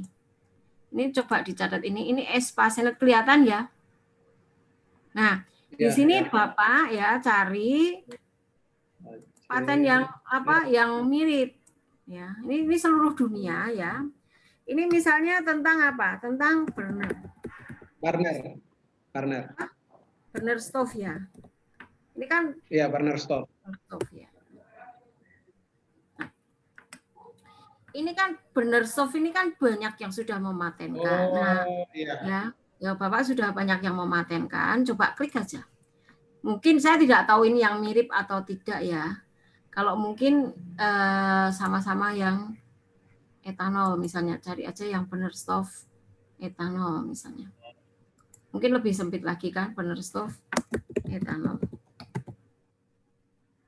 Kalau nggak ada ya burner stove aja. Nah, dari hasil pencarian Bapak ini ya burner stove ini ya, Bapak ambil salah satu saja yang paling pas, yang mirip, yang paling mirip. Ya. Bapak yang ambil yang paling mirip ya, misalnya ya, misalnya saya nggak tahu ini mirip atau tidak. Bapak review ini ya, ini apa kelebihannya dan kekurangannya itu apa? Bapak bahas di sini di latar belakang ini ya. Jadi invensi ini kan ada di apa nomor patennya ini kan ini paten Cina. Tulis saja pada paten Cina nomor ini 2109 ini dia mematenkan tentang burner stove ya. Di dalam ini komposisinya burner stove di sini untuk apa ya? Untuk apa? Nah, Bapak punya kelebihan bahwa burner stove yang Bapak usulkan tadi bisa digunakan di Honai tadi. Ya, jelas. Nah, itu sebagai justifikasi dari inovasi yang Bapak ajukan, karena paten ini kan harus ada inovasi, ada kebaruan pakai ini. Jadi rujukannya adalah paten. Nah, ini Bapak cari aja di Espacenet ini ya. Itu. Udah selesai. Simpel kan? Iya. Nanti Bapak bikin ya, usahakan seminggu selama masih ada data sharing, walaupun nanti materinya sudah ganti, nanti dikirimkan Japri ke saya nggak apa-apa, Pak. Nanti saya kasihkan review, ya, kasihkan review. Nanti selama program data sharing ini tetap saya fasilitasi lewat WA saja, nggak masalah, karena besok minggu pertemuan berikutnya sudah berganti ke PKM mahasiswa. Ya, tapi yang ini Bapak selesaikan. Saya juga sangat senang nanti kalau Pak John Numberi ini jadi. Terima kasih, saya Prof. merasa ada hasilnya, tapi yang ini sudah ya, ini jelas caranya seperti ini, mungkin menjadi pembelajaran ke yang lainnya. Tapi yang ini kan nanti sudah masuk ke detail Pak John Numberi, nanti Japri saya saja, saya bimbing, tapi ini tolong diselesaikan yang tadi saya sampaikan tadi. Jadi langkah pertamanya membuat gambar, gambarnya itu kemudian mana yang akan diklaim ya, akan diklaim, kemudian klaim tadi ditulis, dipindah ke yang uraian singkat invensi, ya kan? Ya. Uraian singkat invensi, kemudian gambarnya tuh uraian gambar itu hanya berisi judul gambarnya saja, gambarnya semua di bawah, kemudian Bapak bicara panjang lebar tentang invensi tadi di uraian lengkap. Nah, setelah itu baru menulis latar belakang. Begitu ya? Ya, Prof. Oke, jelas ya. Nanti ditulis sendiri saja, nanti dijaprikan ke saya. Kayaknya kan nggak pas juga kalau di-share semuanya di sini. Ya, Pak. Baik. Kemudian yang kedua beda ya Pak Peter? Ya, Prof. Ya, dari FKM, Prof. Ya. Baik, Pak Samuel. Ya, baik, gimana? Saya Pak Samuel Peterina dari FKM. Dari FKM. Ya, sebentar, saya buka dulu. Saya buka draftingnya dulu. Ya, sebentar. Di mana ya yang draftingnya mana ya Pak Peter ya? Oh di ini ya, di WA-nya Pak Peter ya, sebentar. Boleh saya share di sini Pak? Yang dari kan? Silakan Prof. Tadi sudah izin dari Pak Stefanus sama Pak Samuel. Oke. Baik, sebentar saya sharekan. Saya sharekan yang dari Pak ini. Oke. Nah, sudah kelihatan ya? Ini mau cipta sederhana atau hak cipta cuma satu ya. Kalau hak cipta nggak usah berbelit seperti ini. Kalau hak cipta, tapi ini sebenarnya bukan hak cipta, ini bisa paten. Ya mungkin maksudnya paten, Prof. Ya oke. Nah Pak Samuel, ini yang kalau boleh saya tahu Pak Samuel yang akan patenkan ini kan bukan produknya, tapi mungkin formulanya atau komposisinya kan, Pak? Ibu, formulanya, ya, formula komposisinya dengan ada 2 rumus kimia. Ya, rumus kimia. Jadi sudah keluar hak patennya. Kalau saya bisa tunjukkan hak patennya sudah keluar. Atau... silakan kalau mau di-share-kan. Saya stop share dulu. Saya stop share, Pak. Samuel silakan share. Mungkin diberi akses. Ya, makasih Prof. Saya akan menjelaskan hanya 5 menit saja. Setelah itu saya akan berikan kepada Prof. Ya. Baik, saya mulai dari deskripsinya dulu sampai ada keluar patennya. Ya. Nah, itu saya butuh waktu hanya 5 menit saja. Baik, Prof. Saya apa?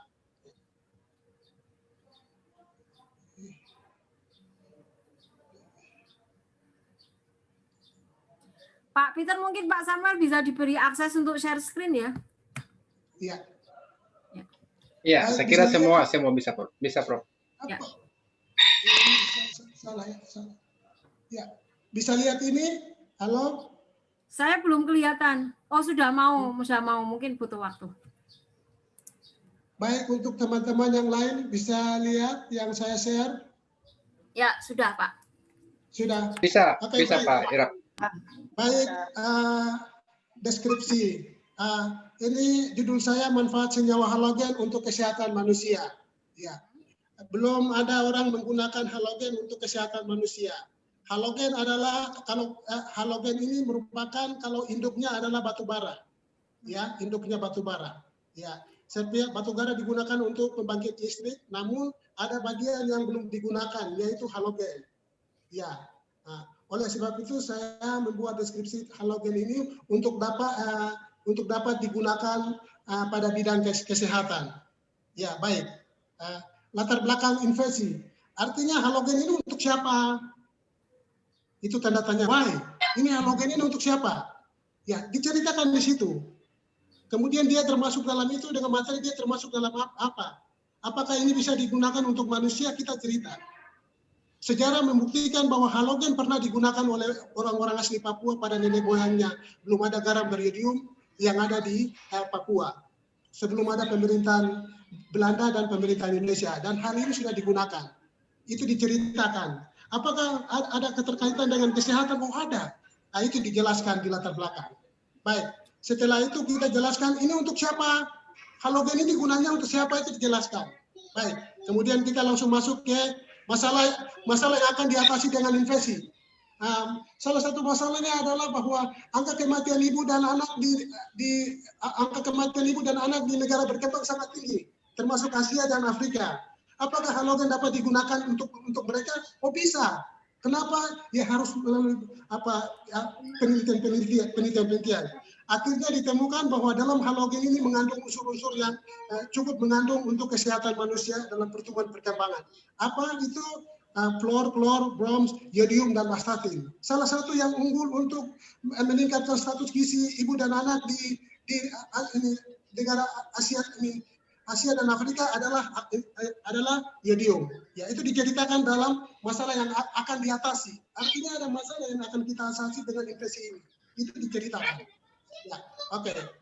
Kemudian uraian singkat gambar. Apakah ada gambar? Halogen ini dia terdiri dan dia termasuk dalam unsur kimia di golongan berapa? Kita jelaskan. Dia terdapat dalam unsur kimia sebagai berikut. Ya, ini ya, halogen. Ya, dijelaskan. Dia ada termasuk dalam halogen ini. Ya, ini. Ya, ada ini. Dia unsur ke-8. Unsur ke-7, golongan unsur ke-7. Halogen, kita jelaskan. Setelah itu kita lihat uraian lengkap infeksi. Artinya kita selengkap-lengkapnya dari deskripsi ini kita jelaskan. Halogen ini termasuk manusia, digunakan sama ibu dan anak, kita jelaskan semua. Oke. Setelah itu dari situ ini halogen. Ini halogen, bentuk halogen. Ya, halogen. Ya. Halogen itu dia itu bahan yang berbahaya. Tapi kalau kita makan, minum, itu disebut tuh zat gizi halogen. Atau dalam bahasa ilmiah itu disebut dengan halogen nutrien atau zat gizi halogen. Ya, itu disebut. Ya, ini saya berikan sama anak-anak saya. Saya sudah lakukan uji coba, sudah berikan sama istri sebagai uji coba. Ya, terakhir kemudian saya ada buat dalam satu deskripsi itu ada dua, yaitu satu untuk zat gizi halogen dan satu untuk menemukan rumus kimia. Rumus kimia untuk menghitung berapa sesuatu bahan makanan yang dimakan oleh seseorang bertahan di dalam tubuh itu berapa lama. Contohnya gini, kalau pesawat kita ikut pesawat Boeing 737 dari sini ke Jakarta, berapa bahan bakar yang dibutuhkan dalam tangki Boeing 737 bisa sampai di Jakarta? Why? Kemudian pada manusia, saya makan nasi satu piring, berapa? Saya makan nasi satu piring dan berapa energi yang diberikan oleh nasi itu di dalam tubuh kita sehingga kita bisa bertahan dalam bekerja. Itu berapa lama? Ini menggunakan rumus ini. Rumus ini saya temukan tahun 2013. Ya, kemudian saya ini. Ya, oke. Jadi rumusnya sebagai massa molekul, kemudian massa unsur atau senyawa dikali gram dikali jenis konsumsi dibagi IMT, indeks massa tubuh. Ya, oke, baik. Ini inversi. Ya, oke, baik. Terakhirnya itu kita buat ringkasan. Abstrak. Ya, kemudian kita buat abstrak. Abstraknya itu ada dua, satu senyawa halogen, kemudian satu rumus kimia yang kita sampaikan di dalam abstrak kami. Ya, berikut. Ya, setelah ini. Ya, ini berita resmi paten seri A. Paten seri A. Keluar tahun 2019. Kita lihat nama saya terdaftar di paten ini di halaman berapa? Kita lihat di sini. Tidak kelihatan, Pak Samuel. Oh, tidak kelihatan, sahabat ya. Saya tutup yang lain dulu ya, Bu. Ya, ditutup yang lain dulu. Ya, saya tutup ya.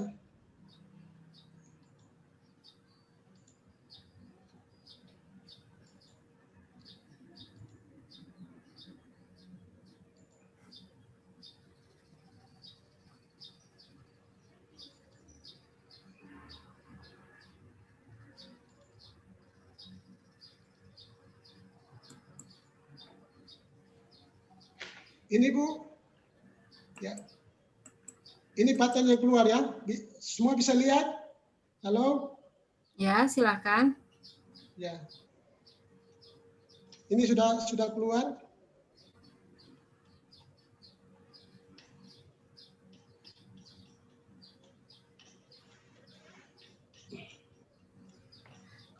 Sertifikatnya sudah keluar, Pak Peter? Sertifikatnya dalam proses. Kemarin saya ada bayar 5 juta untuk sertifikatnya keluar, Bu. Ya. Oke. Ya. Ini mana ya? Saya langsung di sini ya. Saya langsung ke ininya. Ini. Bisa lihat nama saya. Samuel Peter Irak, MPH. Ini yang sebentar, nomor patennya boleh saya catat sebentar, saya cekkan ya sebentar. Iya. Sebentar Pak, saya tulis dulu. P0018 0554. Ya, silakan lanjut. Ya, silakan lanjut.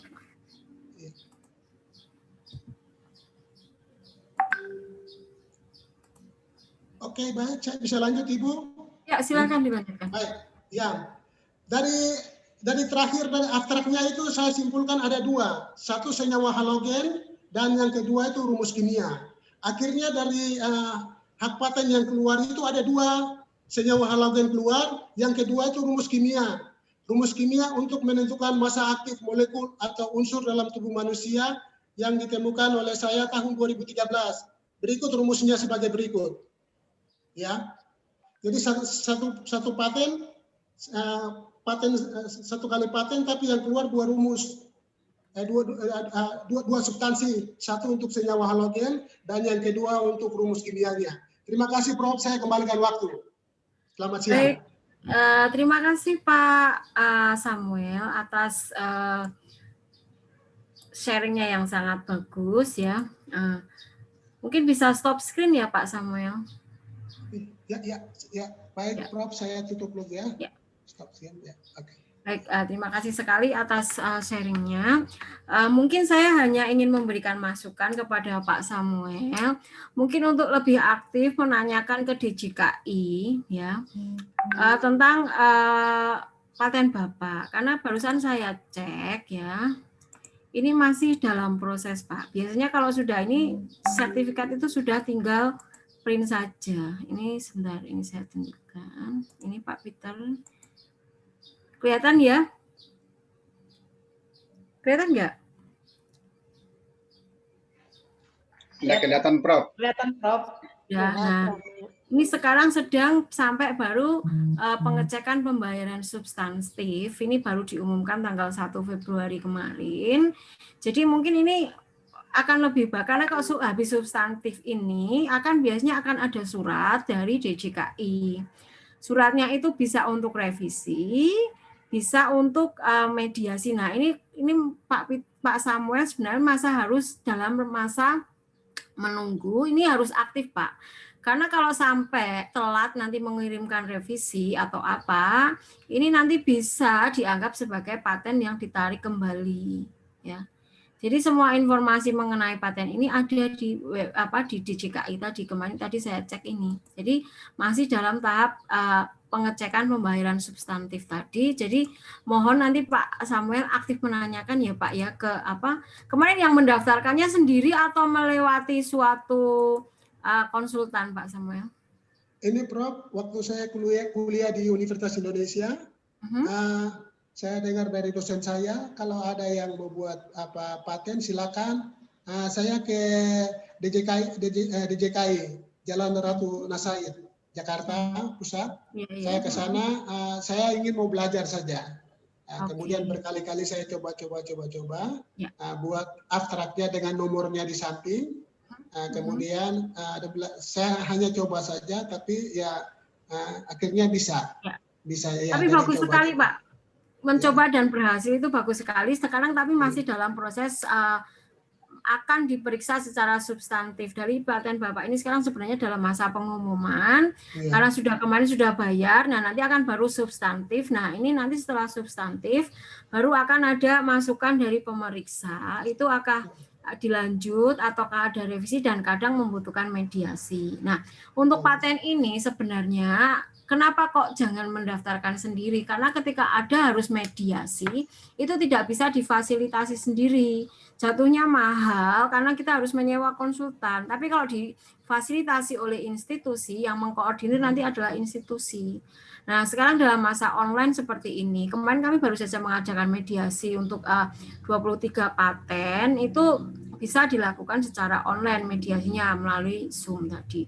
Saran saya untuk Pak Peter, ini sudah kemajuan yang sangat luar biasa, tapi ingat aktif untuk menanyakan, karena sebenarnya punya Pak Peter ini masih dalam tahap pengumuman, belum sampai granted belum, ini masih baru akan diperiksa substantifnya oleh pemeriksa. Mungkin begitu ya Pak Peter, tapi saya salut luar biasa. Ya gimana Pak? Prof, minta saran sedikit. Saya kemarin mengalami kesulitan di dalam ini, di dalam online-nya. Saya konsultasi dengan kantor DJKI, DJKI yang ada di Kota Raja sini. Mereka sudah sarankan. Kemarin saya sudah bayar 5 juta untuk pemeriksaan substansi dan buktinya sudah ada. Kemudian mereka cek ke sana. Mereka bilang ini kayaknya Pak Peter belum bayar sebab loh. Ini bukti pembayaran sudah ada ini. Sebenarnya substantif pembayarannya tidak sampai 5 juta Pak Peter. Kalau untuk substantif itu untuk yang dulu itu hanya 500.000. Kalau sekarang memang sudah naik itu tidak sampai 5 juta. Kalau tidak salah hanya 1 juta berapa? 1.750.000 atau tidak seperti itu. Nah, itu mungkin kemarin Pak Peter itu kemarin membayarnya kepada siapa Pak Peter? Prof, itu saya bayarnya kan keluar nomor billing. Kan keluar nomor billing setelah kita persyaratan yang kita lengkapi. Itu keluar nomor kenapa billing. 5 juta? Saya tahu. Mungkin karena Pak Peter ini dikenakan sebagai tarif individu, tidak melalui institusi. Ya. Iya benar. Karena pemegang haknya adalah Pak Peter, bukan Uncen. Ya. Kalau yang ini melalui institusi itu jauh lebih murah, tidak sampai segitu besarnya, ya. Nah Makasih ini, Prof, nah makasih ya, Prof. Ya. iya saya jadi paham kenapa kok sampai 5 juta, walaupun saya tadi sempat madek loh kok bayarnya substantif mahal sekali, itu karena Pak Peter melalui pribadi, jadi akhirnya terkena biaya mahal. Kalau itu melalui nanti, maka saya sarankan ke Pak John, nanti kalau mau mendaftarkan patennya bikin akun institusi, kalau di sini mau lewat FT aja, ini sangat ini, dan ini akan memudahkan juga nanti ketika paten ini mengalami harus mediasi dan sebagainya, itu lebih mudah dikoordinir oleh institusi daripada pribadi masing-masing pribadi. Itu ya. Tapi saya sarankan karena Pak Peter sudah mendaftar melalui jalur individu, Pak Peter yang harus aktif, Pak. Sayang uangnya sudah mahal untuk membayar sampai segitu. Ini ini terus, Pak. Mungkin kalau bisa Bapak mendapatkan nama pemeriksanya, Bapak ini aja apa Bapak ya bukan di ini, tapi mungkin lebih rajin menanyakan karena statusnya sampai Iya, saat Prof. ini baru sampai tahap pengumuman. Gitu ya Pak Samuel ya. Namanya Prof, sama-sama Samuel. Prof, tanya satu kali lagi Prof. Ya, Minta silakan. saran Prof. Kita buat sesuatu paten atas nama institusi atau universitas. Bagaimana saya sebagai yang buat itu dan pihak universitas ke depannya itu gimana dalam pengelolaannya? Minta saran Prof. Iya, terima kasih Pak Samuel. Ini pertanyaan yang sangat bagus. Ini merisaukan juga. Loh, nanti kalau atas nama universitas, ini bagaimana dong kalau ini ternyata patennya bisa dikomersialisasi, ya kan? Nah, kalau seperti itu, sebelum ada, ini harusnya sudah ada perjanjian, ya hitam di atas putih, antara institusi dengan inventor. Apa isi perjanjiannya? Perjanjiannya adalah pembagian royalti, di mana pada saat paten itu bisa dikomersialisasi, berapa persen untuk inventor, berapa persen untuk institusi. Besarnya ya kesepakatan bersama antara institusi dan inventor tadi. Biasanya kalau di tempat kami 60-40. Kenapa? Yang inventor 40, yang institusi 60. Karena apa? Institusi harus membayar perawatannya. 5 tahun pertama gratis, tapi sesudah itu kami harus membayar per tahunnya itu 5 juta. Nah, ini yang harus difikirkan adalah maintenance dari paten itu. Kalau paten itu tidak di maintenance, maka paten itu bisa dihapus. Kenapa kok institusi perannya menjadi lebih banyak tadi? Karena kami harus membayari setiap tahun untuk maintenance-nya tadi. Nah, tidak apakah 60-40 harga mutlak, tidak, itu terserah, mau yang 60 inventor yang 40 institusi juga nggak apa-apa, mau inventornya 80 institusinya 20 nggak masalah, itu sekali lagi adalah kesepakatan. Begitu ya Pak Samuel ya. Makasih Prof, makasih ya, Prof atas pencerahannya. Selamat ya, siang, terima kasih ya, pencerahannya. Selamat siang Pak Samuel. Begitu ada lagi, mungkin tadi yang Pak Samuel sudah sharing yang luar biasa. Untuk teman-teman di Uncen, jadi tidak ada alasan lagi untuk tidak menulis paten. Ya, ada lagi Pak Peter, silakan. Baik, terima kasih Prof, terima kasih juga Pak Dr. Samuel Hirap. Masih ada satu Prof yang harusnya ada dua sebenarnya. Oke, yang pertama ya? Itu ya Prof. Ya, coba yang deskripsi latihan ini ya. Stefanus. Sebentar. Saya buka saja. Loh, kok sama yang buah dodol. Kalau yang produk buah dodol merah ini punya siapa? Stefanus Rontetoding. Oh ya, ini yang dodol ini. Ya itu dia Prof. Ya, sebentar saya. Oke. Sudah kelihatan ya? Yang Pak Stefanusnya ada? Stefanus ada Pak. Tadi seminggu sebelumnya kami berdiskusi banyak tentang ini pagi-pagi tadi, jadi dijelaskan bahwa produk ini pernah dibuatkan dalam lomba teknologi entrepreneurship Kemenristek. Itu bahkan pernah mendapatkan dana 50 juta setelah berhasil lolos ke 24 besar nasional. Nah, itu kemudian pernah juga disampaikan di pameran teknologi tepat guna di Kepri Batam bersama Pak Made dari Jayapura juga. Nah, cuman karena itu di bawah bimbingan mahasiswa dan mahasiswanya sudah pada lulus dan ya akhirnya tidak selesai diurus sampai ke paten Prof gitu. Mungkin mau direview saja Prof. Ya, masih bisa dipatenkan, tapi nanti judulnya jangan produk, ya. Ini aja, ini yang mau dipatenkan kalau saya lihat ini komposisinya kan, ya kan?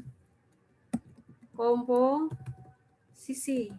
Kalau ada Pak Stefanus nanti mohon disampaikan ya, komposisi dodol buah merah bercampur kelapa muda. Jadi bukan produknya, tapi memang komposisinya. Ini yang bisa dikomersialkan adalah komposisinya. Ya, nah ini invensi ini mengenai komposisi ya, komposisi. Nah, ini mungkin nanti bisa bla bla bla ini kalau tulisannya seperti ini. Nah, kalau ada Pak Stefanus ya, ini sama seperti yang saya jelaskan ke Pak John Numberi tadi, yang mau dianukan komposisinya kan ini tidak boleh ada gambar seperti ini di dalam badan paten tadi, gambarnya di halaman terpisah ya.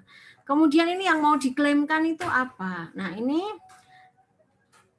terlalu umum kalau seperti ini ya.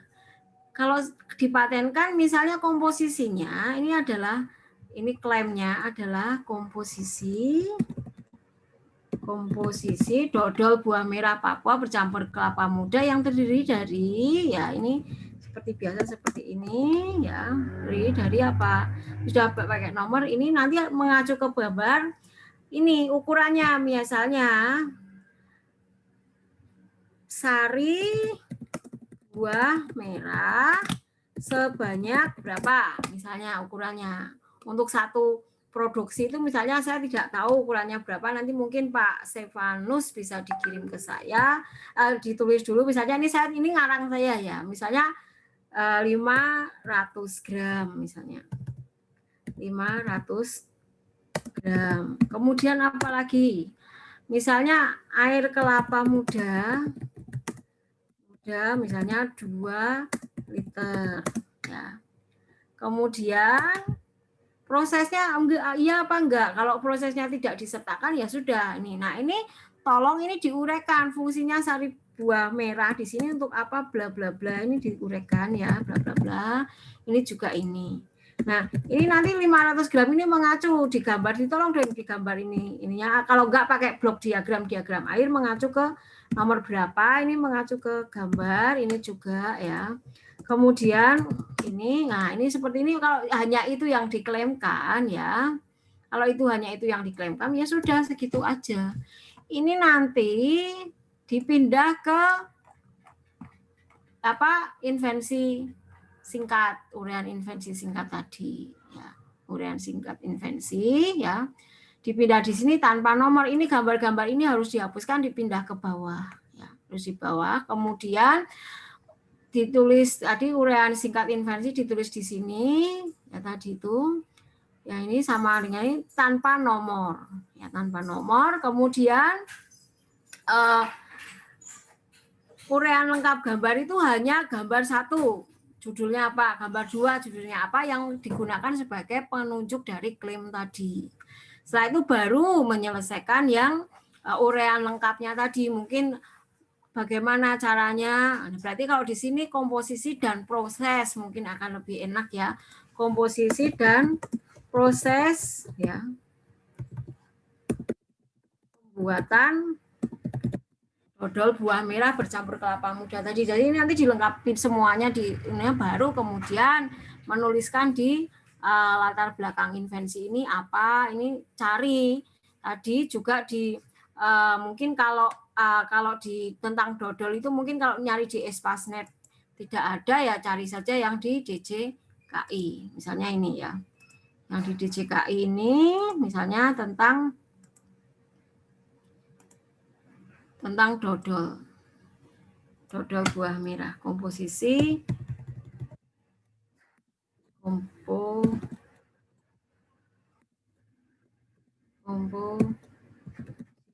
dan proses pembuatan dodol buah. Nah, di sini adanya bukan buah merah. Ini sebenarnya ada nih. Kalau ini punya siapa ini? Ampas. Kalau ini ampasnya, ampas buah merah. Ini tapi sudah dianggap ditarik kembali ya. Nah, ini cari nanti yang paling ini aja yang paling dekat dengan dodol yang diajukan tadi, ditulis ureanya di latar belakang invensi tadi. Itu, nah itu sudah selesai, baru menulis abstrak dan itu nanti bisa dikirimkan. Mungkin begitu Pak Peter, sayangnya tidak ada Pak Stefanus di sini ya. Iya, mungkin ada kesibukan Prof. Nanti mungkin disampaikan saja ke Pak Stefanus poin-poin yang saya sampaikan tadi. Ya.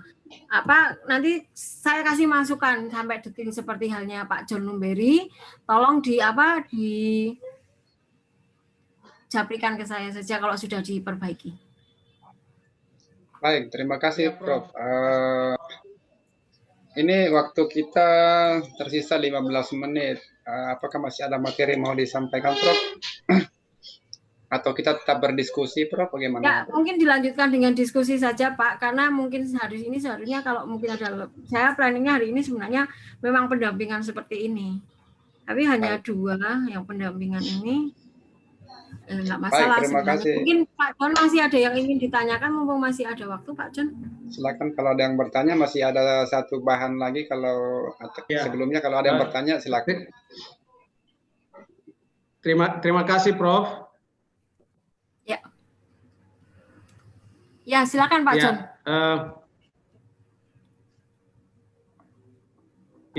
Iya Prof, itu kategori selain yang mungkin contoh yang sudah saya sampaikan, tapi juga kan ada persamaan matematik dan fisika yang belum sempat dijelaskan di dalam invensi itu. Nah, itu apakah kita bisa klaim atau tidak, Prof? Terima kasih, Prof. Kalau persamaan matematika tidak bisa diklaim sebagai paten, Pak. Ya, tidak bisa diklaim. Nanti dijelaskan saja di urean urean lengkap. Kan tadi proses matematikanya kan untuk ini ya, untuk yang pembakaran tadi atau bagaimana? Atau beda lagi? Betul. Nah, untuk yang pembakaran tadi nanti diuraikannya di urean lengkap. Sebenarnya harus dimatik ya. Oh, baik. Di urean lengkap itu diuraikan. Yang di urean lengkap ya jangan yang disingkat tadi, karena itu untuk menjelaskan keseluruhannya. Oh, baik. Iya, Pak Jan. Ya. Iya. Ada lagi? Silakan.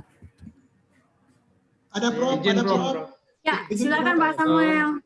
Ya. Prof, meminta nomor HP Prof, itu saja. Makasih. Oke, nomor handphone saya mungkin kalau Pak Samuel sudah ada di grup yang punya Pak Peter, grup data sharing itu ada di situ, silakan di chat saja saya. Makasih Prof, makasih ya, Prof. Ada kan atau mungkin minta Pak Peter atau Pak Johannes, saya izinkan untuk memberikan nomor HP saya. Ya, makasih Prof, ya, makasih. Ya, sama-sama. Ya. Ada lagi, silakan. Prof, saya, izin Prof. Ya, Bu Monika dulu mungkin ya, silakan Bu Monika. Masih mute, Bu. Ya, maaf Prof, saya mohon maaf mau menagih janji Prof. Oh iya. Waktu itu. Sebenarnya kalau saya lihat yang Bu Monika yang alat peraga kemarin ya. Kalau nggak salah ya. Iya, Prof. Ini tadi sebenarnya yang punya Bu Monika itu sebenarnya kan kalau dia alat peraganya ada fungsi lebihnya loh ya. Kalau hanya tidak ada fungsi lebihnya dia tidak bisa dipatenkan, maksudnya ke hak cipta. Tapi kalau ada fungsi lebihnya bisa diajukan sebagai paten tadi. Nah, dengan cara hanya mirip sebenarnya dengan yang punyanya Pak John Lumberi. Dia masuknya ke pengajuan alat. Saya coba saya share. Ini mungkin juga bisa jadi masukan ya. Kelihatan nggak? Semuanya. Kelihatan, Prof. Nah, ini dia Pak John Lumberi nanti bisa saya kirimin itu buat contoh ya Pak John Lumberi. Mungkin Bu Monika juga bisa belajar dari sini. Beliau mengajukan tentang alat pembangkit energi mekanik dengan menggunakan energi potensial air. Nah, ini di sini yang pertama adalah membuat gambarnya ini. Nah, ya. Bu Monika juga bisa membuat gambar alat peraganya tadi ketika dia mempunyai fungsi lebih, buat saja gambarnya. Ini diberi nomor, ini yang mau diklaim itu apa? Nah, ini seperti ini. Ini kan bisa juga untuk alat peraga nih, gambarnya seperti apa yang punya Bu Monika mau, itu alat peraganya yang mana yang merupakan fungsi yang akan diklaim oleh Bu Monika. Nah, ini gambar. Nah, dari gambar tadi ya, ini kan yang mau diklaim ini kan ada nomornya semua nih. Mungkin Pak John juga bisa lihat ini ya. Ini ada nomornya semua. Nah, dari situ ini ada nomornya. Ini dimasukkan untuk membuat klaimnya tadi, ya. Membuat klaimnya tadi. Ya, klaimnya ini seperti ini loh Pak. Ini kalau ini misalnya Bu Monika alat peraga dengan apa? Dengan mungkin untuk energinya pakai apa kayak atau mungkin dengan baterai atau mungkin dengan manual dari apa? Nah ini kalau ini terjadi misalnya roda bergigi dirujukkan dengan nomor 2. Nomor 2 yang mana? Ini menunjukkan roda bergigi ya. Kemudian misalkan apa? Tali baja ini juga ditunjukkan kemana nih tali baja itu yang mana? Ini tali bajanya ini berarti ini dibuat dari tali baja ya. Ini bla bla bla blanya ini kemudian ini misalnya tadi kalau Bu Monika invensi tadi di mana sudut tabung misalnya tangannya itu terdiri dari apa? Ini jelasin saja seperti ini. Jadi ini jelas semua klaimnya itu fokus, tidak bias. Ini mengacu pada gambar-gambar yang sudah diberi nomor tadi. Nah, dari klaim ini kemudian ke invensi singkatnya ini. Ya. Ini kan sebenarnya sama, cuman dia lebih tidak diberi nomor, dinarasikan. Ya, dinarasikan. Kalau itu tidak sama dengan klaim, nah, boleh tidak sama, tapi sebenarnya intinya sama ini dengan klaim. Hanya dia dinarasikan saja. Paling aman itu sama dengan klaim. Baru setelah itu uraian singkat gambar ya. Di sini gambar tidak ada uraian singkat gambar, bukan berarti gambar masuk di sini. Di uraian singkat gambar ini, gambar hanya menunjukkan judulnya saja. Lengkapnya ada di bawah. Baru kemudian ada uraian lengkap invensi. Ya, uraian lengkap invensi. Nah, di sini ini latar belakangnya ini seperti ini pasti harus ada latar belakang yang berupa paten yang sejenis. Makanya tadi saya mengajari Bapak Ibu untuk mencari paten baik di JKI maupun di Espacenet itu seluruh dunia bisa dapat paten dari Cina, dari Amerika dan sebagainya. Ini dibahas tadi kelemahannya itu apa. Nah ini yang invensi yang akan diajukan inilah yang menutupi kelemahan tadi. Apakah harus banyak seperti ini? Tidak, sebenarnya satu saja sudah cukup. Mungkin begitu ya Bu Monika. Jadi ada gambaran ya. Yang pertama langkahnya sebenarnya yang punya Bu Monika itu saya pikir sama dengan punya Pak John. Hanya fungsinya kan beda. Untuk alat peraga ini, alat peraga yang punya Bu Monika ini harus punya invensi lebih. Misalnya ini bisa mendeteksi bayi sedang mau mengantuk misalnya atau apa itu tolong dijelaskan invensi lebihnya itu di mana. Nah itu nanti digambarkan tadi. Nanti saya nanti Bu Monika jawabri saya ya. Jawabri saya nanti kalau punya draft apa ini. Begitu ya Bu ya. Pak John mungkin jadi gambarannya lebih jelas ya dengan gambar-gambar tadi ya. Jadi gambarnya itu dikasih nomor untuk menunjukkan nomor klaimnya tadi. Mungkin paling aman ditulis dulu, nanti saya beri masukan Pak John. Kalau belum ditulis memang rasanya sepertinya memang terlalu ya kalau orang Jawa bilang itu gelambiar, tahu nggak ya orang Irian gelambiar itu terlalu nggak jelas gitu. Tapi kalau sudah ditulis pasti bisa, pasti ditulis. Nanti saya kasihkan contohnya ini ke grup. Gitu ya. Ada lagi? Silakan. Kalau Prof izin Prof. Ya, kalau silakan Pak. lebih sederhana Prof ya. Apa? Kalau Hak Cipta tadi lebih sederhana tadi. Ya, kalau Hak Cipta lebih sederhana sekali dan prosesnya cepat. Itu. Tapi kalau Hak Cipta ya itu mau yang mana? Tapi kalau memang ada pemisahan antara paten dan Hak Cipta. Kalau Hak Cipta itu kan lebih ke individual, misalnya lagu, desain dan sebagainya kan lebih individual. Tapi kalau hak paten itu kan memang bisa diindustrialisasikan. Misalnya ini contoh misalnya kalau Pak John punyanya Pak John itu bisa jadi patennya. Misalnya ada industri yang akan memproduksi ini, kan sangat mungkin untuk diproduksi massal seperti ini. Atau mungkin Bu Monika mau mengembangkan alat peraga yang nanti bisa diproduksi massal ini perusahaan harus membayar patennya tadi sebelum dia memproduksi sama dengan yang didesain oleh mungkin Pak John maupun Bu Monika. Begitu Prof, ya. Kami dikasih template untuk hak cipta juga kah? Ya. Template untuk hak cipta, template hak cipta. Hak cipta, ya gimana dengan hak cipta? Template-nya? Oh, template hak cipta tidak ada template-nya. Oh, tidak ada. Hak cipta itu tidak ada template-nya, seperti yang saya tulis tadi itu sama aja. Kemudian kalau mau yang di hak ciptakan itu gambar, ya gambarnya yang dikirim, dikasih cover aja. Kalau video ya videonya yang dikirim. Kan ada fasilitas upload video sebesar 20 mega di websitenya DJIP itu. Jadi tergantung mau apa, kalau hak cipta tidak ada template-nya. Oke, terima kasih banyak Prof. Terima kasih. Oke, jelas ya? Ya. Jelas. Ada lagi? Silakan.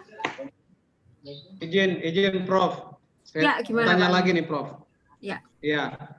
Prof, ini kan riset saya ini karena berkesinambungan. Jadi selain saya buat partner, saya juga buat Komfor Papua Clean Stove namanya. Papua Clean Stove ini namanya ini kan sebenarnya saya sudah pernah publikasi. Saya sudah pernah publikasi untuk seminar nasional.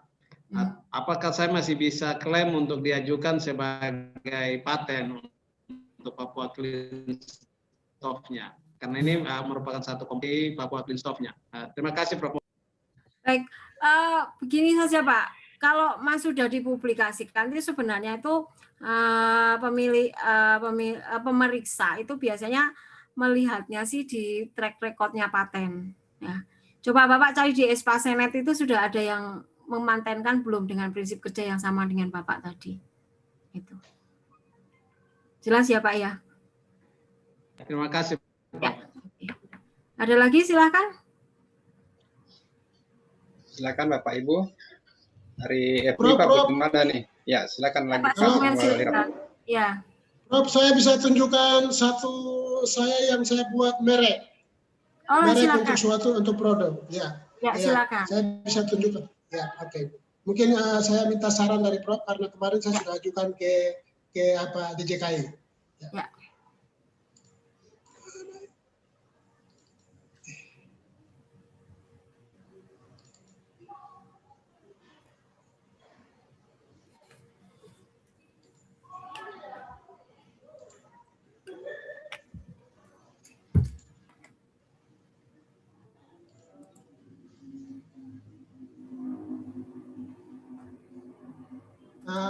Baik, selamat siang semua, bisa lihat?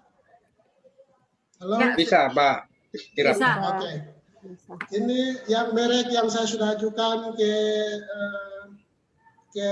DJKI. Merek. Merek ini mempunyai satu filosofi yang diambil dari tanah Papua.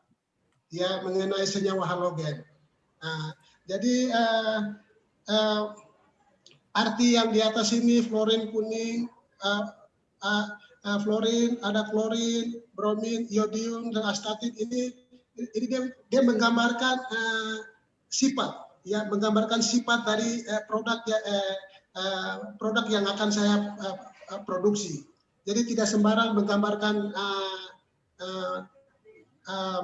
merek suatu produk. Jadi dia memiliki satu arti atau makna atau filosofi. Ya, jadi tidak sembarang. Ya, kemudian di tengah-tengahnya ada nama tombek. Tombek ini merupakan filosofi atau nama asli dari senyawa halogen yang dikonsumsi oleh manusia dan tumbuhan, manusia dan hewan yang disebut tombek. Artinya bahwa saat ini bermanfaat untuk kesehatan manusia dan binatang. Oleh sebab itu jadi dibuat sedemikian rupa. Kemudian warnanya putih. Ini menggambarkan bahwa air warnanya putih. Ya, jadi halogen itu tidak bercampur dengan air. Demikian penjelasannya. Ya, oke. Kemudian, ya, ini penjelasan merek, merek tombek. Jadi gambar ini mempunyai arti. Tidak sembarang kita sesuatu itu kita ini sudah ini produk saya, tidak ada. Jadi memiliki filosofi dan itu akan menjadi terdaftar di DJKI sebagai hak cipta atau hak cipta yang dilindungi oleh negara. ya, atau berbadan hukum, ya ini, ya. Kemudian filosofi Tombet. Kenapa sampai namanya Tombet? Itu dia memiliki filosofi, ya filosofi. Jadi diceritakan di situ untuk merek atau misalnya lagu, kita boleh ceritakan sesuatu budaya, kita boleh ceritakan di situ. Nah, karena itu berdasarkan filosofi itu kemudian bisa menjadi satu ukuran untuk terdaftar di DJKI. Jadi ini filosofinya ada, saya sudah tulis. Ya, ya, diceritakan di sini. Dan si filosofi kita tidak boleh kita plagiat orang punya. Ya itu sekali lagi, filosofi kita tidak boleh kita plagiat orang lain punya, tetapi merupakan keterbaruan dari apa yang kita buat. Kemudian dengan merek itu jangan kita plagiat orang punya, tapi kita punya ada berbeda dengan orang punya. Ini yang disebut kalau novelty atau keaslian dari merek yang kita buat untuk terdaftar. Baik itu untuk budaya, lagu, seni, apapun harus ada yang berbeda. Tidak boleh kita ambil orang punya dan kita plagiat. Tapi kalau apabila kita ambil orang punya kita plagiat, ditemukan dari itu kita dapat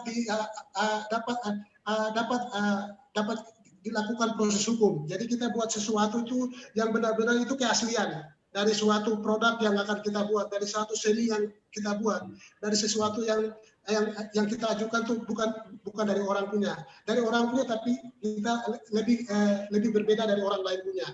Ya ini filosofinya selesai. Ya, oke, diceritakan. Ya. Demikian, terima kasih Prof. Saya kembalikan waktu. Baik, oke. Terima kasih Pak Samuel. Ini sudah didaftarkan belum ini mereknya? Mereknya Prof. Bulan Juni saya sudah daftarkan ke DJKI. Sudah dapat nomor? Belum daftar nomor, dalam proses. Setelah saya konsultasi berulang-ulang dengan kantor DJKI di Kota Raja. Kemudian satu lagi yang saya masih proses itu paten seri A masih dalam proses. Ini saya belum urus, nanti setelah urus pangkat baru saya urus itu. Masih sibuk-sibuk dengan pangkat. Sudah 6 tahun tidak naik pangkat. Jadi setelah ini saya nanti urus lagi. Iya. Ya, makasih, Prof. Terima kasih Pak Samuel. Kalau sudah dari bulan Juni kemarin seharusnya sudah ada nomornya Pak. Mungkin ini lebih aktif ditanyakan di DJKI Kota Raja ya. Karena biasanya kalau baru saya, ya gimana? Benar Prof, saya bulan Juli itu saja yang saya tanyakan. Kemudian Agustus, September ini saya hanya urus pangkat saja, jadi belum email ke sana. Walaupun dari DJKI mereka sudah email saya, tapi saya belum balas. Ya, ini saya urus pangkat ini selesai, bulan ini saya selesaikan. Terima kasih Prof, saya kembalikan waktunya. Ya, terima kasih Pak Samuel. Saran saya kalau sudah didaftarkan segera ditanyakan, paling tidak mendapatkan nomor, karena nomor ini menjadi pegangan bagi Bapak untuk mengecek progresnya dari pendaftaran Bapak tadi. Gitu ya Pak ya Samuel, Pak Samuel. Ya makasih Prof. Makasih atas nasihatnya yang baik, Prof. Saya mau bisa berhasil, itu aja, Prof. Oke, sukses selalu buat Pak Samuel. Semangatnya luar biasa. Prof. Makasih, Prof, atas nasihatnya. Oke. Ya, terima kasih Pak Peter. Waktunya saya kembalikan. Silakan Pak Peter, masih ada lagi? Baik, terima kasih Prof. Retno Prianti. Terima kasih Pak Samuel Irap. Memang ya undangan khusus ya tadi karena belum bergabung di grup. Jadi saya undang khusus untuk bisa memberikan diskusi bagi kita, memberikan motivasi dan inspirasi. Saya kira waktu kita sudah selesai, sudah lewat dari jam 2 waktu Papua. Masih ada rangkaian dari kegiatan Desa Sering ini, tapi dengan materi yang berbeda, yaitu hibah kompetisi mahasiswa dan pendampingan penulisan karya tulis mahasiswa, yang itu nanti tanggal berapa itu? 6 ya, tanggal 6 dimulai. Mungkin untuk yang bagian mahasiswa saya mengajak kolega saya, nanti saya WA Pak Peter ya, karena kolega saya itu memang dia berpengalaman di dalam membimbing mahasiswa. Baik Prof, kami percayakan Prof yang melihat yang terbaik. Ya. Kemudian mungkin sekedar sedikit untuk Bapak Ibu semua, meskipun materi tentang HKI ini sudah berakhir, tapi nggak usah ragu kalau ingin bertanya kepada saya. mungkin lebih enak di grup, tapi kalau memang butuh japri ya silakan japri saja. Saya dengan senang hati akan membantu Bapak Ibu semua di dalam membuat udah ujian proposal tinggal seminar hasil. Begitu ya. Jadi tidak usah ragu, silakan. Saya akan selalu terbuka untuk Bapak Ibu semua teman-teman di Unjen. Terima kasih sekali lagi Prof untuk materi bagian yang pertama, pendampingan dan perolehan KKI, dan seperti yang Prof sendiri sampaikan, kami mengharapkan sepertinya ada beberapa yang sudah menyiapkan draft untuk tetap didampingi, dibimbing supaya dari kami yang sudah mulai termotivasi untuk mulai mencoba dan melakukan. Saya sangat senang kalau Bapak Ibu mau mencoba. Jangan ragu untuk berkonsultasi dengan saya akan terbuka sekali untuk memberikan masukan untuk Bapak Ibu semua. Begitu? Baik. Ya, kami sampaikan terima kasih dan penghargaan kepada Bapak Ibu semua yang tetap setia di sela-sela kesibukan kita, banyak kegiatan yang ditinggalkan tetapi boleh mengikuti kegiatan ini. Ya, kami mengharapkan kalau masih berkenan untuk yang kelanjutan di sering ini, bahkan di kegiatan yang lain ada 5 kegiatan semuanya. Ya, mungkin seperti itu. Ya, sekali lagi terima kasih. Selamat siang. Ya, selamat siang semuanya. Selalu sehat dan Tuhan memberkati. Saya izin live dulu. Terima kasih, Prof. Terima kasih. Prof, selamat siang. Silakan Pak Ketua. Pak Ketua Data Sering, silakan.